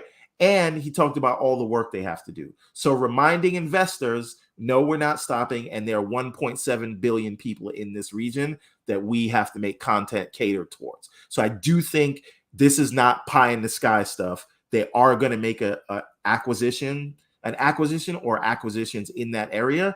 And because if they buy an individual studio, there may be issues with integration, right? Because they're primarily Western focused. So you buy a publisher that already has all of buy them. a publisher that already has a development pipeline, and then you can deal with those things. So that's how they're effective at it. And the last thing I'll say before I say who I think it is, that's besides Sega, is that buying any Japanese publisher is peanuts compared to what they've spent, right? Yeah, I'm just going to give you a Yeah. list of how much all these guys, their market cap is right now. Square Enix, 5.1 billion. Capcom, 5.3 billion. Sega, 3.012 billion, right? The only big one is Bandai Namco, and they're 18 billion, but that is because they've got all that other stuff going on with anime and comics and toys and all those things. So now that all that's out of the way, I think that Square has been making some very interesting moves these days, between them getting rid of their Western arm, saying that they lose money on every project, to now saying that they want to set. Let me finish. Let me finish. You've been going on for like 5 minutes, man. I need you to wrap this up, bro. I'm wrapping it up now. So I see now where he's going, and now I'm confused. Now Continue, it go ahead. comes. Now it comes. I'm only saying this because guys don't want me to say Sega, even though it makes the most sense. Sega's already integrated on their technology and everything, but forget it. Forget that. Yeah. Thread the needle. Go ahead. Square has now said that they're gonna try to move away from fully funding their AAA developments and start selling their IPs. So they seem to be on their knees. And Yeah, of course, but we they not on their know knees for Xbox, though. I'm just saying. They're on the knees for we Sony, know bro. what Not for happens that. when someone's That on ain't their They knees. in the gym to attract Sony. They're not in the gym to Yeah, attract that's what they Microsoft. do. Exactly. Listen, Exactly. man, times get hard enough. They getting the abs in. They done lost a little No, weight. You know what I'm saying? 'cause They doing squats. They're doing but- squats to the But Sony the look. thing, Are those the- Daisy Dukes? Exactly. Right. But the Thanks the for last thing Microsoft I'll eyes. say is, for an acquisition to happen, you have to have two willing participants, right? Yeah. Square seems to one that seems right now most willing to participate in. Square seems very, very keen in participating with money, not necessarily with Microsoft. okay. Right? Yeah. It looks Microsoft like has a lot of they money. want money and they want Sony. That's what They Square ain't looks like. spending to that me. money Dollar Square's sign. way. I'm just saying. Sony spending that money Square's way. Yeah, Okay. exactly. All right, now All I've right. said my piece. I think All right. Square, because Square's on their knees right now. And we all know what Papa Microsoft likes, right? Needs them on their Exactly. knees. Oh, Oh, my boy. goodness. Oh boy. Pixel Bit G. Pause. Big pause. I don't. What are your thoughts, good sir? they're out here, they're buying, they're fending things off left and right. You're gonna see Brad Smith come out the dugout with his leather book bag, opening it up, sharing all the wonderful Sony secrets. Is going to be interesting. What do you think is happening after all this dust settles? Where are they buying next? Who's next? So much like Everborn, I'm a Sega dude. So Sega is that dude, but not now. They will continue to strengthen the relationship between Microsoft and Sega. That's been working out really nicely. It's been bearing fruits as of lately. So they don't need to make a move on Sega. I also don't think that they're going to touch any big publishers because they've lost a lot of time, right? Like Phil makes a point about in Japan, Tencent and Sony are buying things up, right? They're active, they're moving. You can't be active and moving when you're going for big publishers, right? Because it takes time, as we're seeing here. So Microsoft's next moves are smaller studios, but doesn't necessarily mean small names. So they need to fill up gaps. And I think Arc Systems would fill a gap and wouldn't be an expensive gap.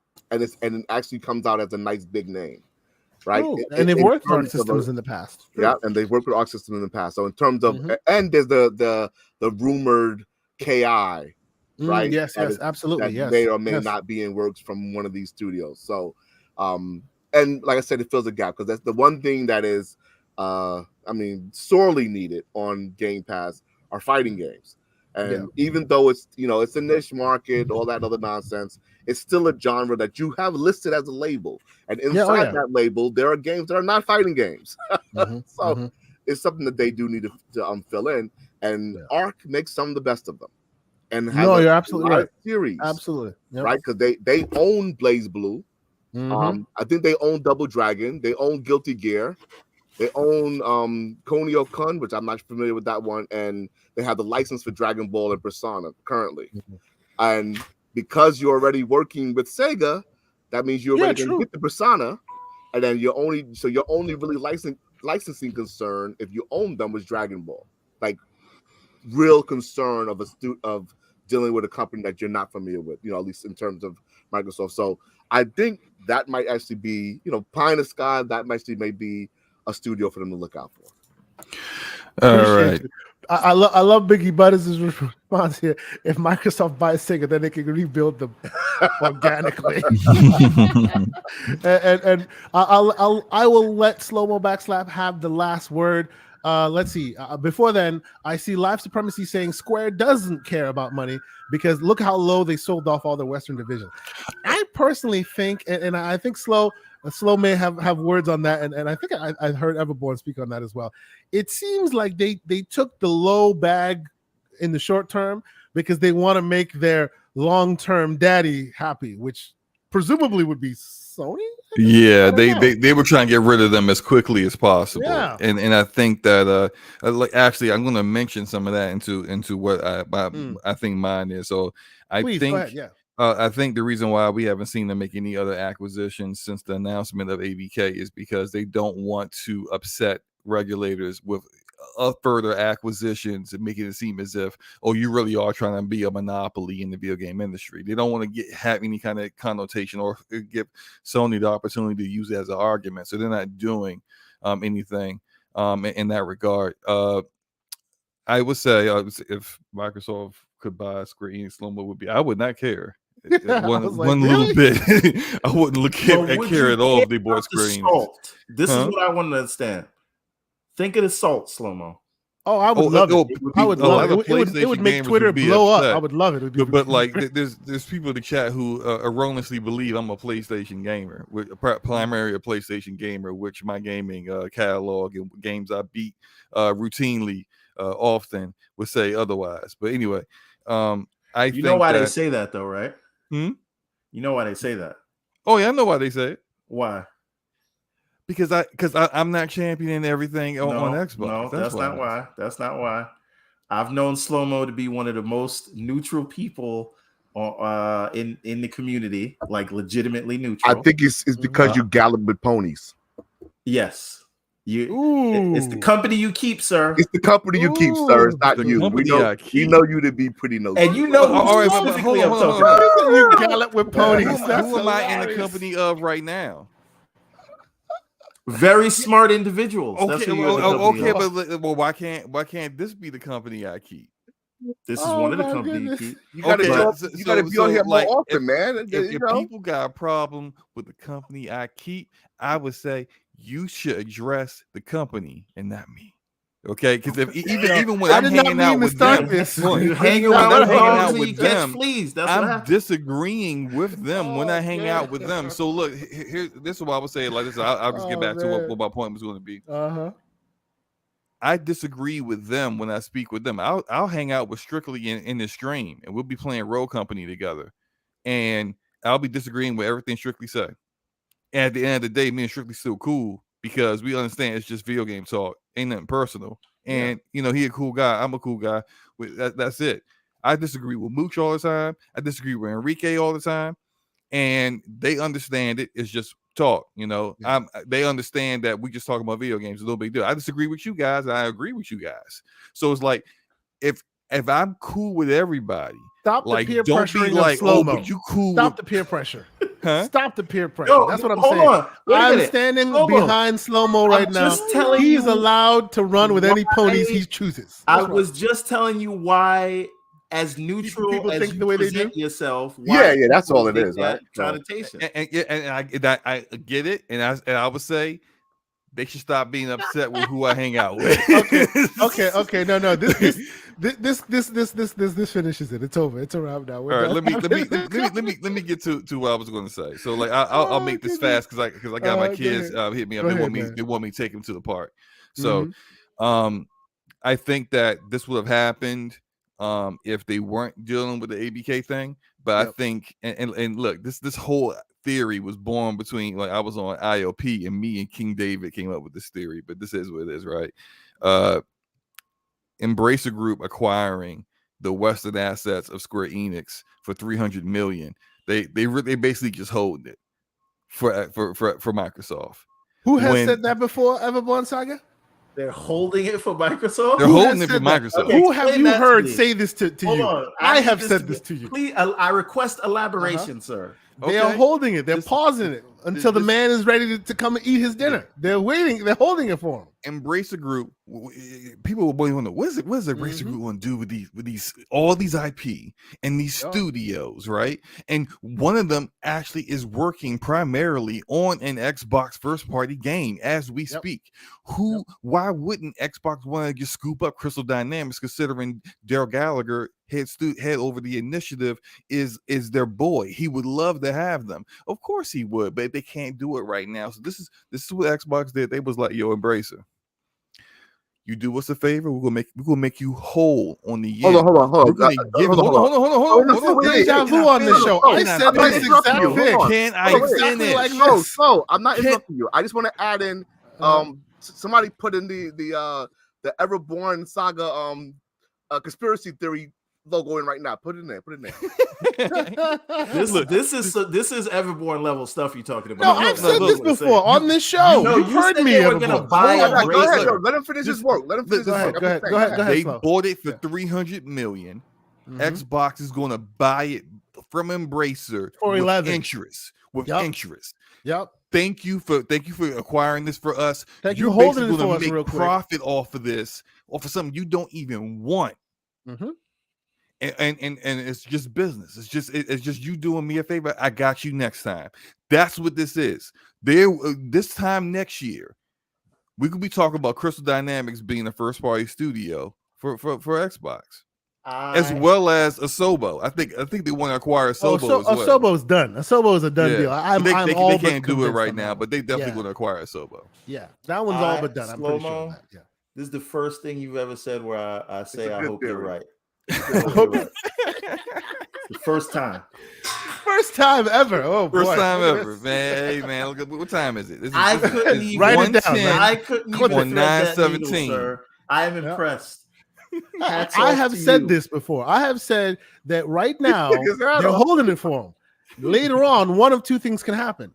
Either later down the line when people are so scared of Microsoft going, oh, right now they're looking at them going, oh, how can they be buying all this stuff? In 2027, when all of a sudden the landscape is different, you think there's no world where they could buy Embracer in 2027? See, now you're talking including about all of that. They holding the bag, man. They're holding it. I got you. I got you. That's why Activision needs to buy Sega now. And then Here we just go. have this one thing done by the time. Now, the good thing to his point, though, is I've said something about Embracer before on here, but Embracer does fill a gap for them in terms of AA content. Yes, they do it even now.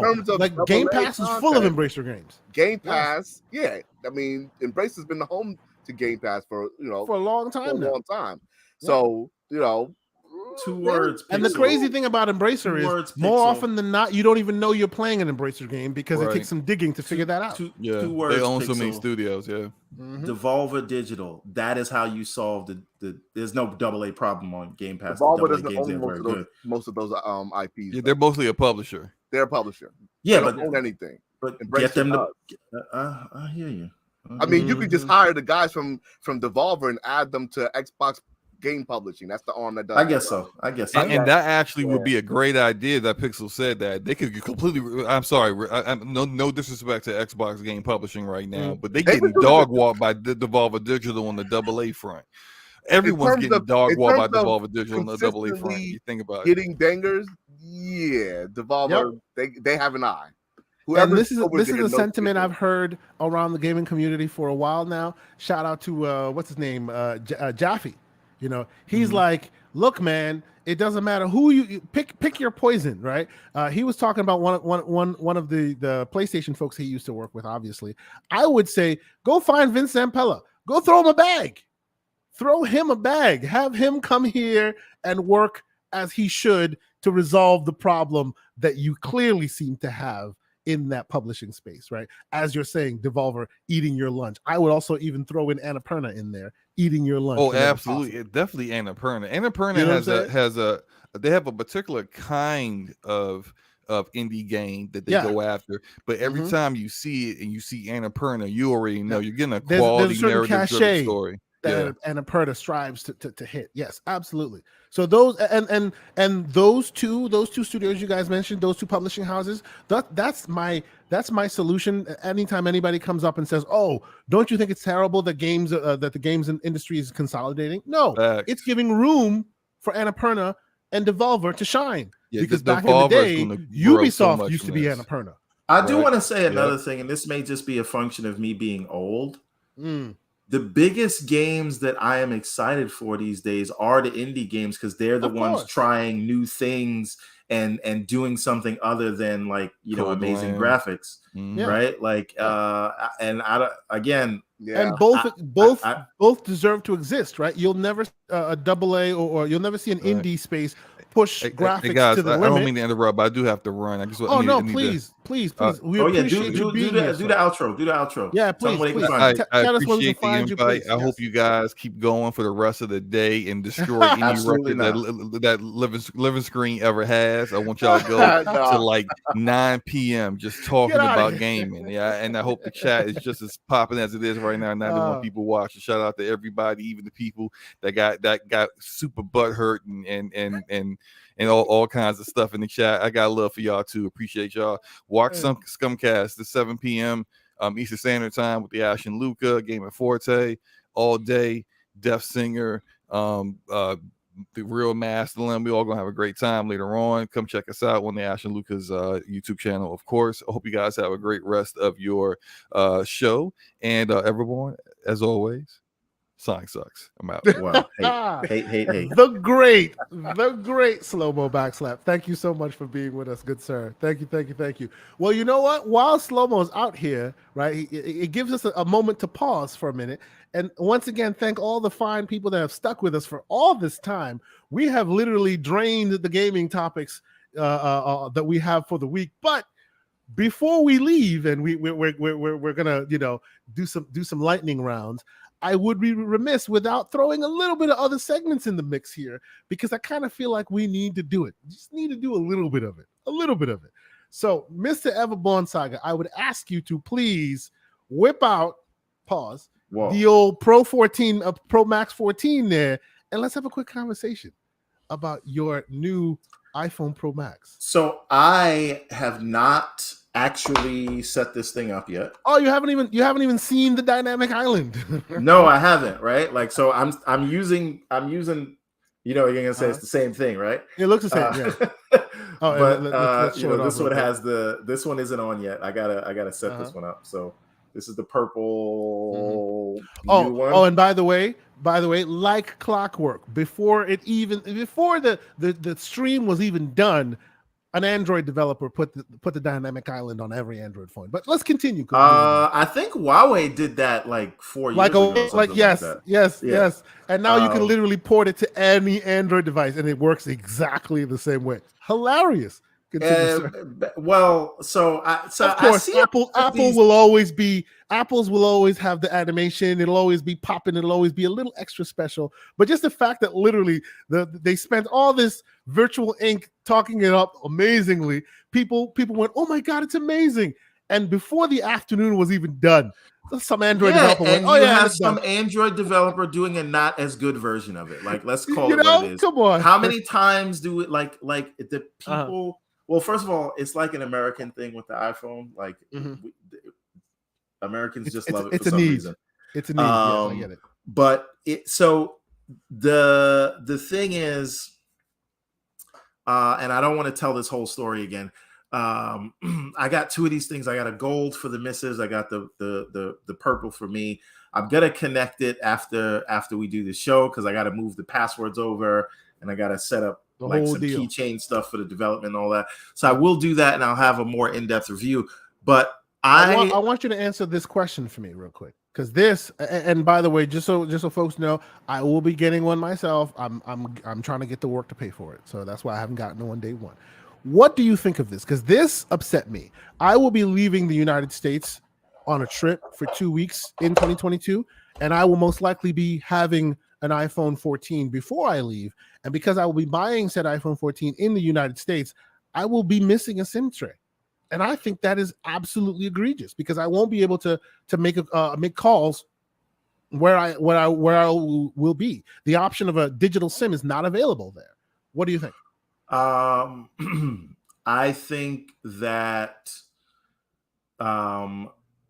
has the iPhone ever had dual SIM? I know they've had eSIM along with physical SIM, so you've never really had. They've never had dual SIM, but they've had SIM, which has always been viable, right? Because now, and for those who don't understand, digital SIM is basically sending the information digitally that used to be on a SIM card. So in other words, rather than you plugging in a thing, taking out the trim, putting the SIM card in there, and you're all good, now they have an eSIM, right? Which is great for convenience, but if you're a traveler or a person who likes to travel and likes to go to the local place and not have to deal with whatever ISP you're dealing with in the States or whatever, not having a SIM is a problem because not every country has eSIM. Let me ask you a question. You're on T-Mobile, correct? Currently, yes. Currently. But you're not going to Europe, so this. No, see, this is my point. This is my point. They think that everybody lives in a world where Wi-Fi and/or LTE can blanket you. No, what if you go to some place around the world? Because guess what? The world is not just Europe and America.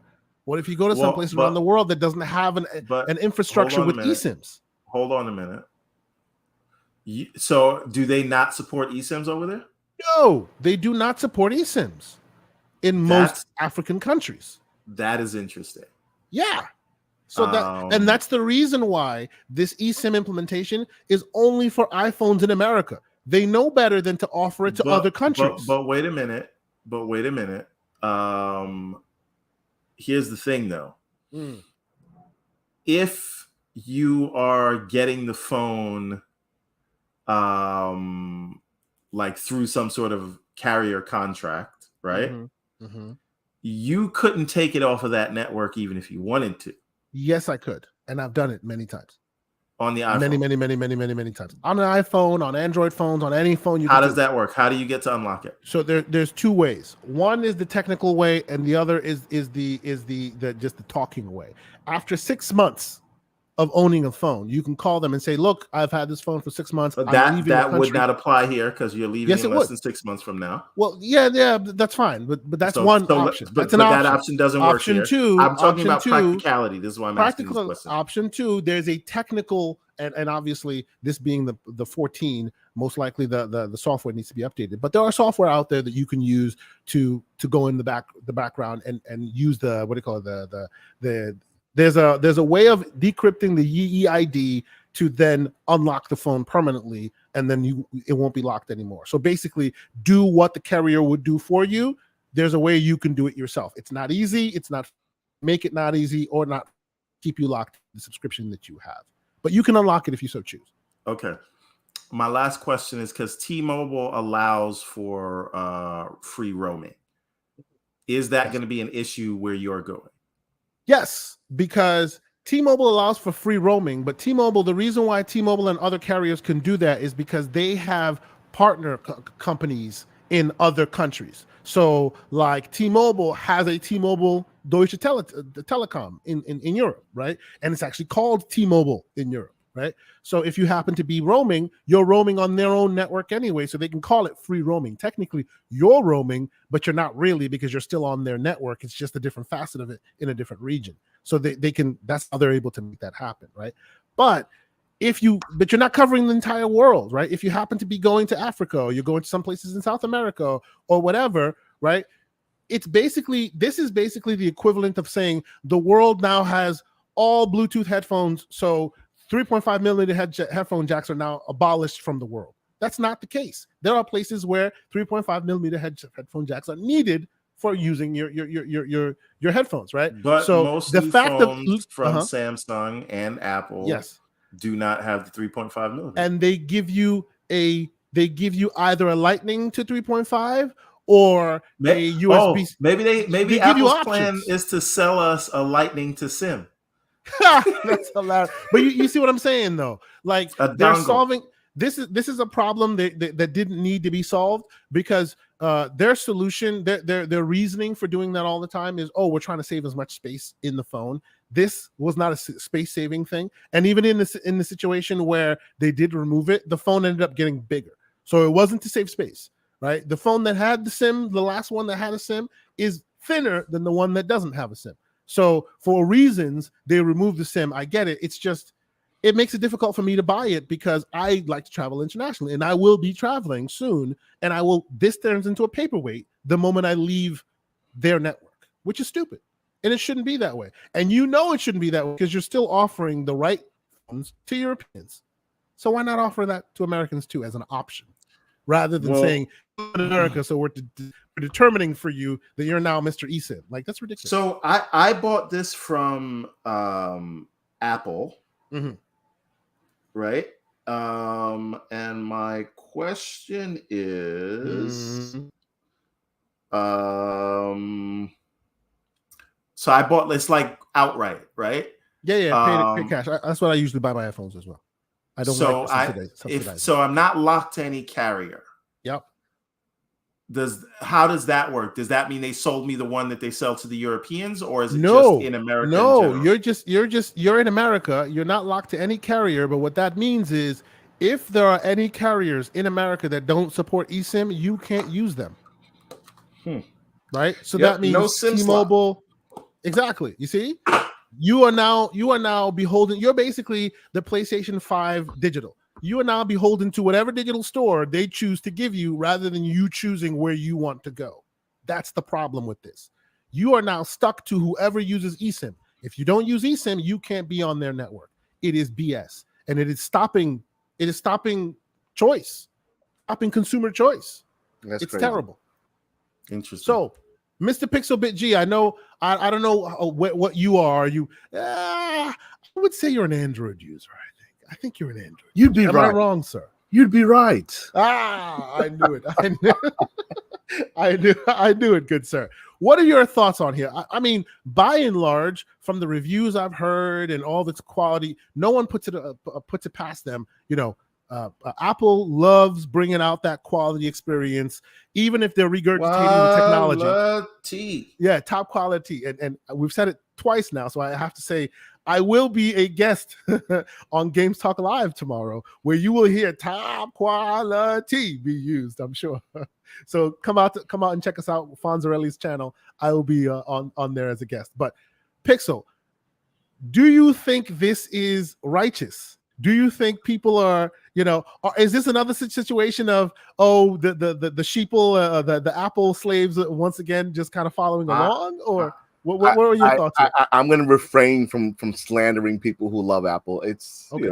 To me they present a product. Mm-hmm. It's a similar product.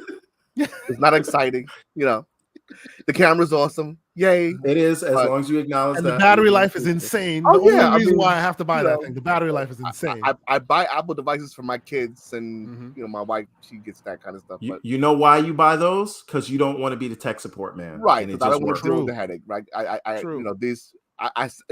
They're made for dummies, so they're great. But don't insult Apple people.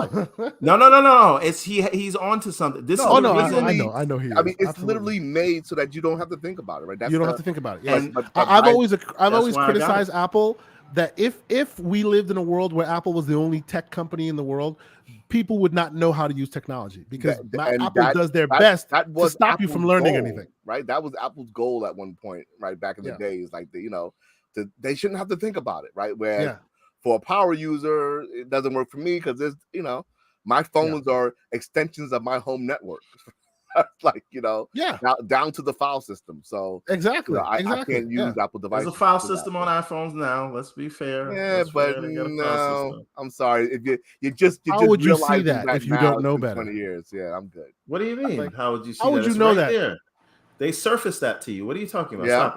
Stop it. It's surfaced there right to you. When you send an email, they ask if you want to go into files. When you press share, you can share the files. Oh, so you actually use their email client? God. No, it's the same thing in Outlook.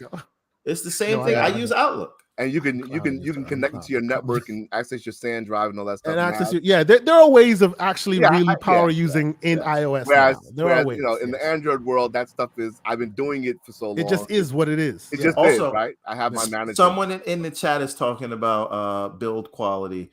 Mm-hmm. I do not use a case. I have dropped this on the concrete several times. I've had this phone for 2+ years. This is the 12 Pro Max. Still here. No screen protector, nothing. And on if I drop this, it will explode. And on that, I have to unfortunately agree with Mr. Everborn Saga, because I am a proud user of an Android Galaxy, Samsung Galaxy S21 Ultra, and S21 Ultra has a case on it and everything. This is what happened. You're lucky it didn't blow up on you. Wow. You see this, right? The point is this. This is what happened. Yeah. They're talking about Gorilla Glass Victus. I'm like, screw you and your Victus. So Apple, so here's the thing, right? Apple was the first one with the every phone sucks, it's gonna drop and break, right? Everybody I knew had an Apple phone with a cracked screen. That was the thing. So now it seems like Samsung's taking that. Samsung has followed that. Well, you know why it's happening with Samsung. Microsoft as well.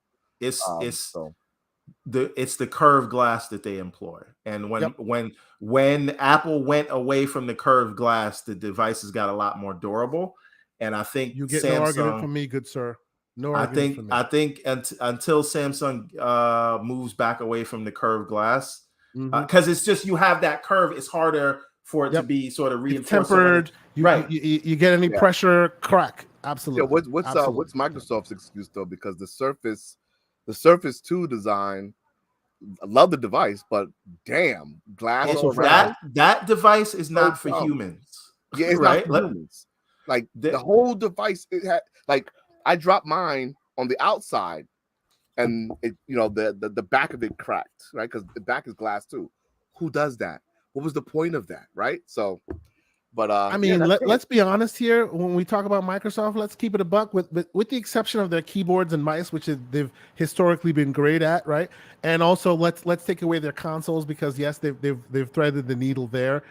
How many controllers do they have to replace before you realize their quality control needs work? They are not. They make great devices. They don't make the sturdiest of stuff. Yeah, am I wrong? Yeah, they're definitely not built for kids, because my kids destroy Xbox controllers, so no doubt. Yeah. Yeah. Yeah, Okay. so that's the point. So they think I think because Apple is so slow to sort of change designs, and because they're kind of out in front in terms of sales and all of that, I think that they take the time to focus on those smaller things, like making sure this thing doesn't break when you drop it. Yeah.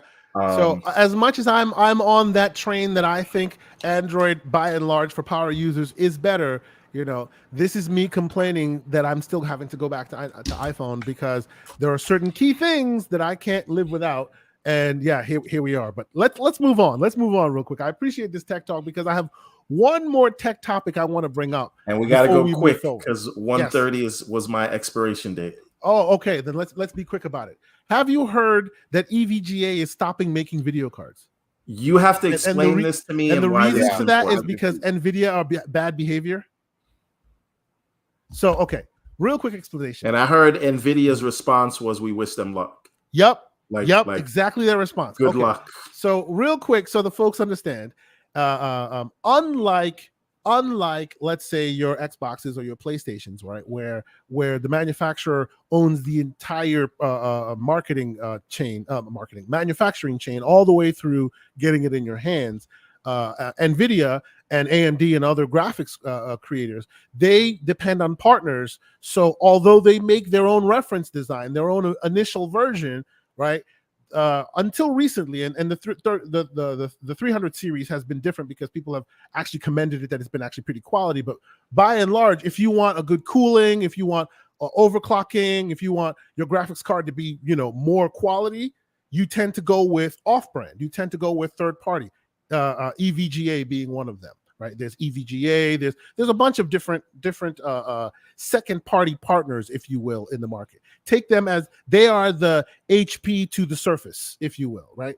They take the original reference design, they add something special to it, they make it unique in the market, and then they sell theirs. EVGA has been the best one for NVIDIA. They by and large, they sell EVGA sells a lot of graphics cards. The problem here is. Yeah, MSI, of course. There you go. Thank you there, Mr. Fuzzy Belvedere. Thank you so much for joining us, by the way. The problem here is NVIDIA has been behaving quite badly, acting as if they don't need their partners, even though they do. The reason for all this, and there's a lot of back and forth, but the long story short here is they will literally wait until you hear it from NVIDIA while they're doing their keynote that everybody's watching on YouTube before EVGA knows like certain key aspects that they should know because they're a second party partner, right? It's like learning. It's like HP learning that Windows 11 is a thing right when Microsoft is announcing it on stage to the public. Okay, that's literally what they're doing to EVGA, right? They don't tell EVGA how much the original card will cost, so EVGA doesn't know how much to charge their cards. Like, and literally the animated, the website's up. The pre-orders are out. Everything's ready to go. EVGA does not know how much a reference card for NVIDIA will cost. They don't know because NVIDIA does not feel the need to tell their partner what's necessary. So they're having to adapt stuff like that. So eventually, the 60-year-old CEO from EVGA went, "Screw leaking? That, I'm out." Have they been leaking sensitive information? Nope, no sensitive information leaked. None of that. It's just. By and large, all the reading I've done on this is like the CEO of EVGA is kind of like this old, honorable guy, and he's just like, "I'm done with these people. They don't respect me. They don't respect my company. They don't respect my time. I'm done. I quit. No more EVGA. No more NVIDIA." They asked him, "Are you going to go with a competitor?" Because Intel is now coming into the market. They could use someone like you to help them shine. Nope, they're all the same. Screw them. I'm done. That's literally what's going on here. So wow. I guess I'm bringing this up because this is literally NVIDIA kind of taking some pages from Apple's book. They're being a bit aggressive. They're being a bit arrogant. They're being a bit whatever. You do you. We'll be fine without you. And because of that, the number one graphics card manufacturer in America, right? The second party graphics card manufacturer is quitting the market because screw you, NVIDIA. I'm done with you.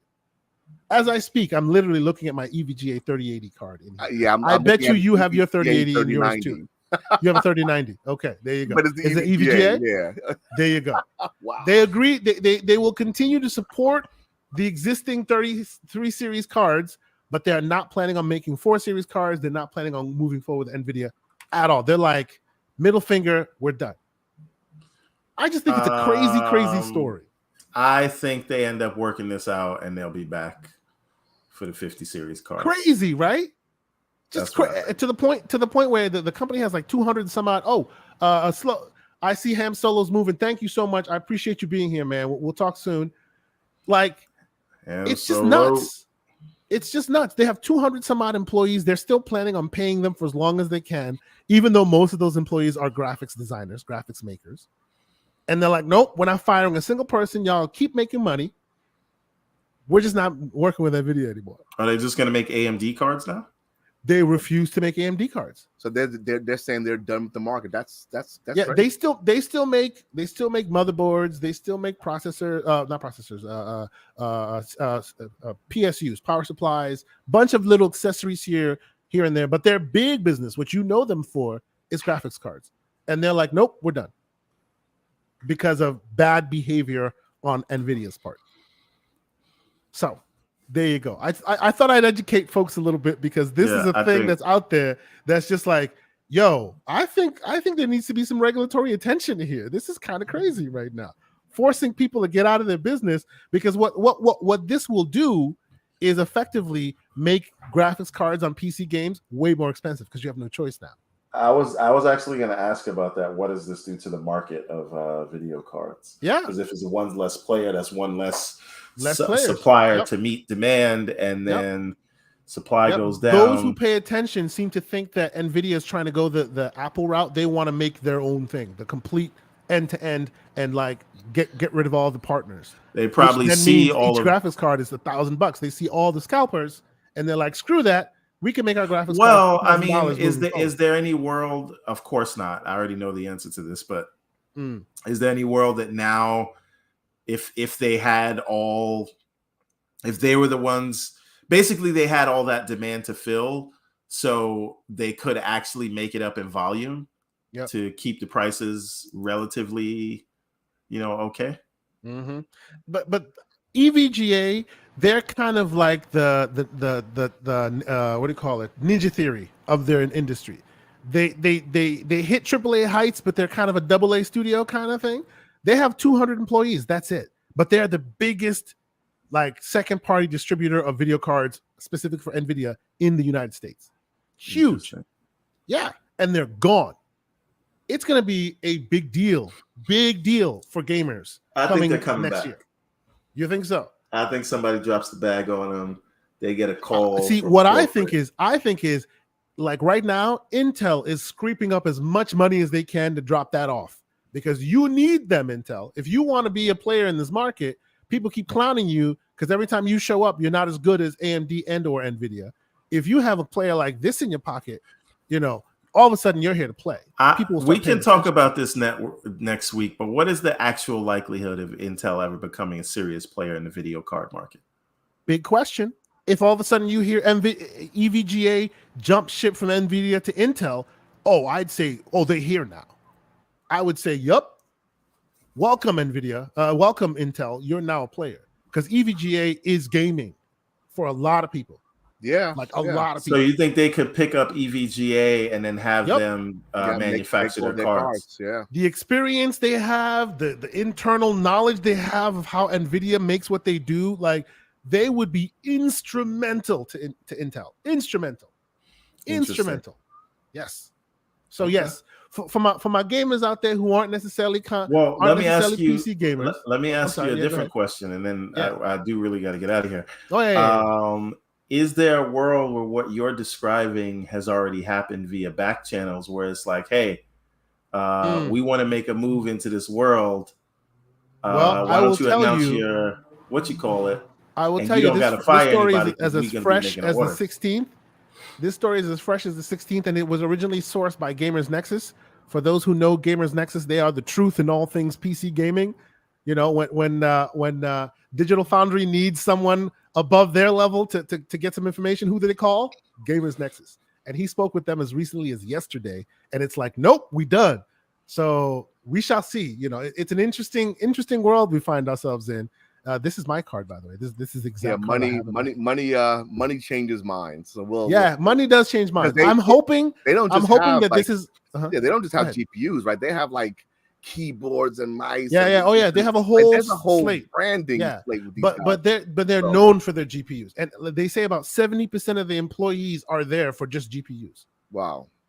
Right? So imagine they're no longer doing GPUs, and you have 70% of your employee base there just for GPUs. Crazy. Interesting. Right? Last thing before Everborn goes, because I know Everborn has to go, but you specifically are the reason that I put this thing on the docket, and this is the last thing that I want to discuss. I want you to fill my head with what's going on. No, don't say it. I can't. It's going to take a half hour to explain. We can't. We'll do it another time. Oh, apologies.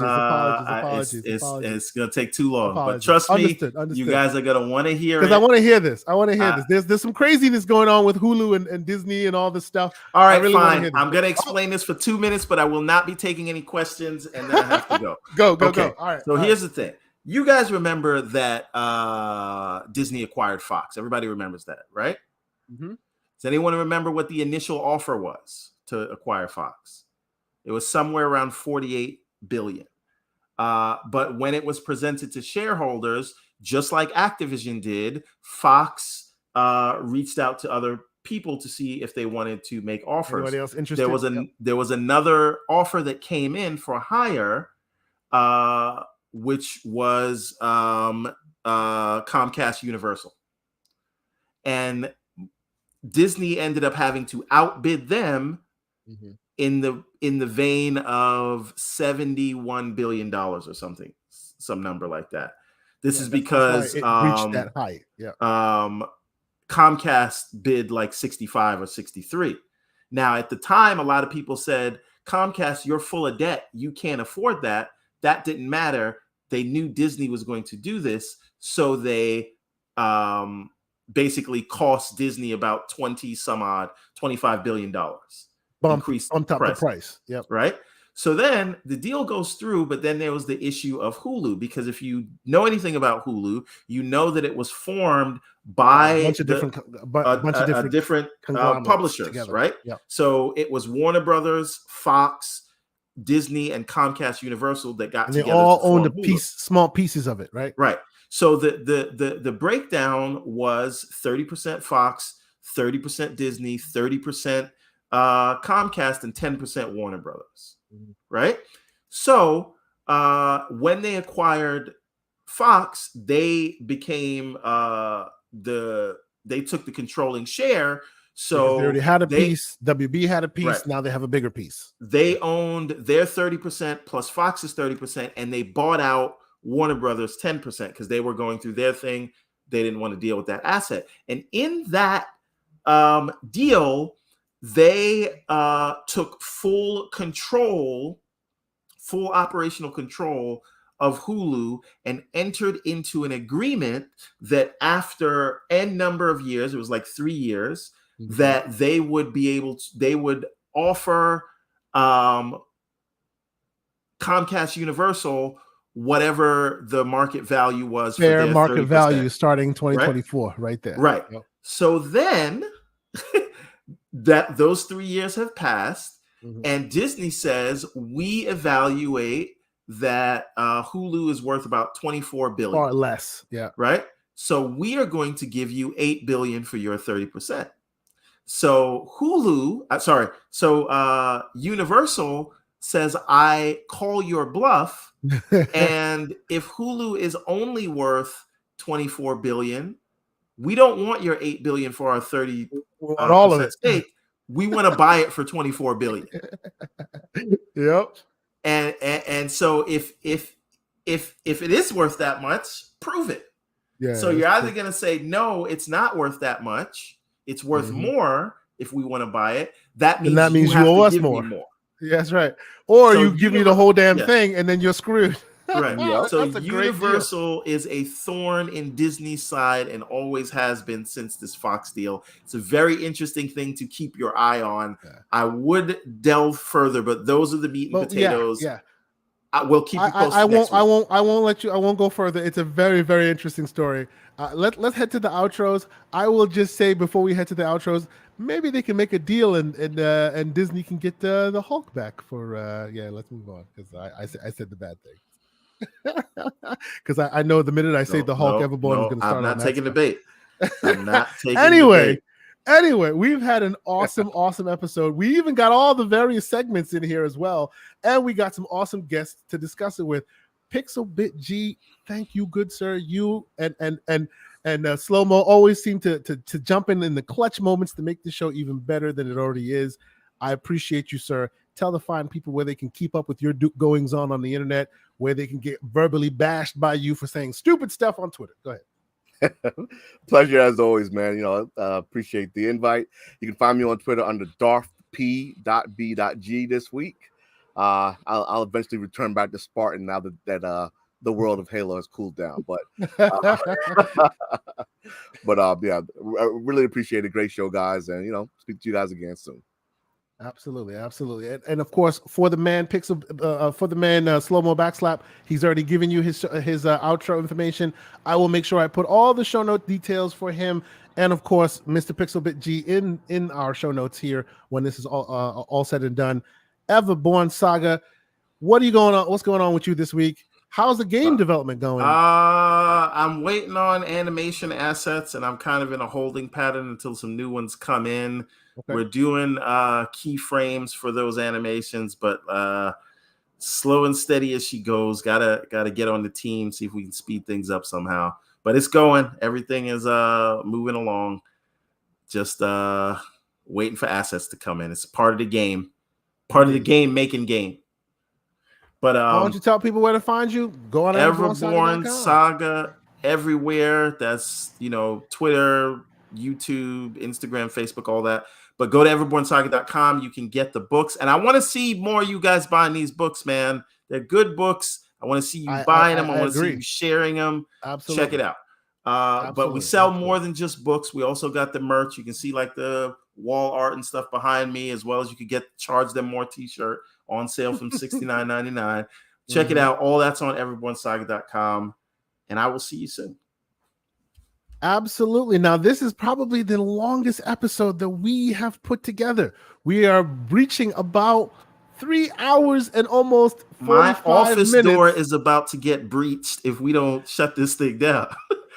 And on that note, ladies and gentlemen, for Mr. Pixelbit G and Everborn Saga, I have been K Asante, TKO Asante on Xbox, PlayStation, Steam, Twitter, anywhere you want to find me. Follow me. I follow you back. Strike an awesome conversation. Appreciate you guys as usual for always checking out the stuff. Tell people about it. Tell a friend about it. We're trying to hit to 1,000 subscribers. We're so close. Please help us get there. And of course, we'll see you next week. And until then, we hope you have a great weekend. And we're really trying to keep these things more concise. Maybe next week will be better. Good night, y'all.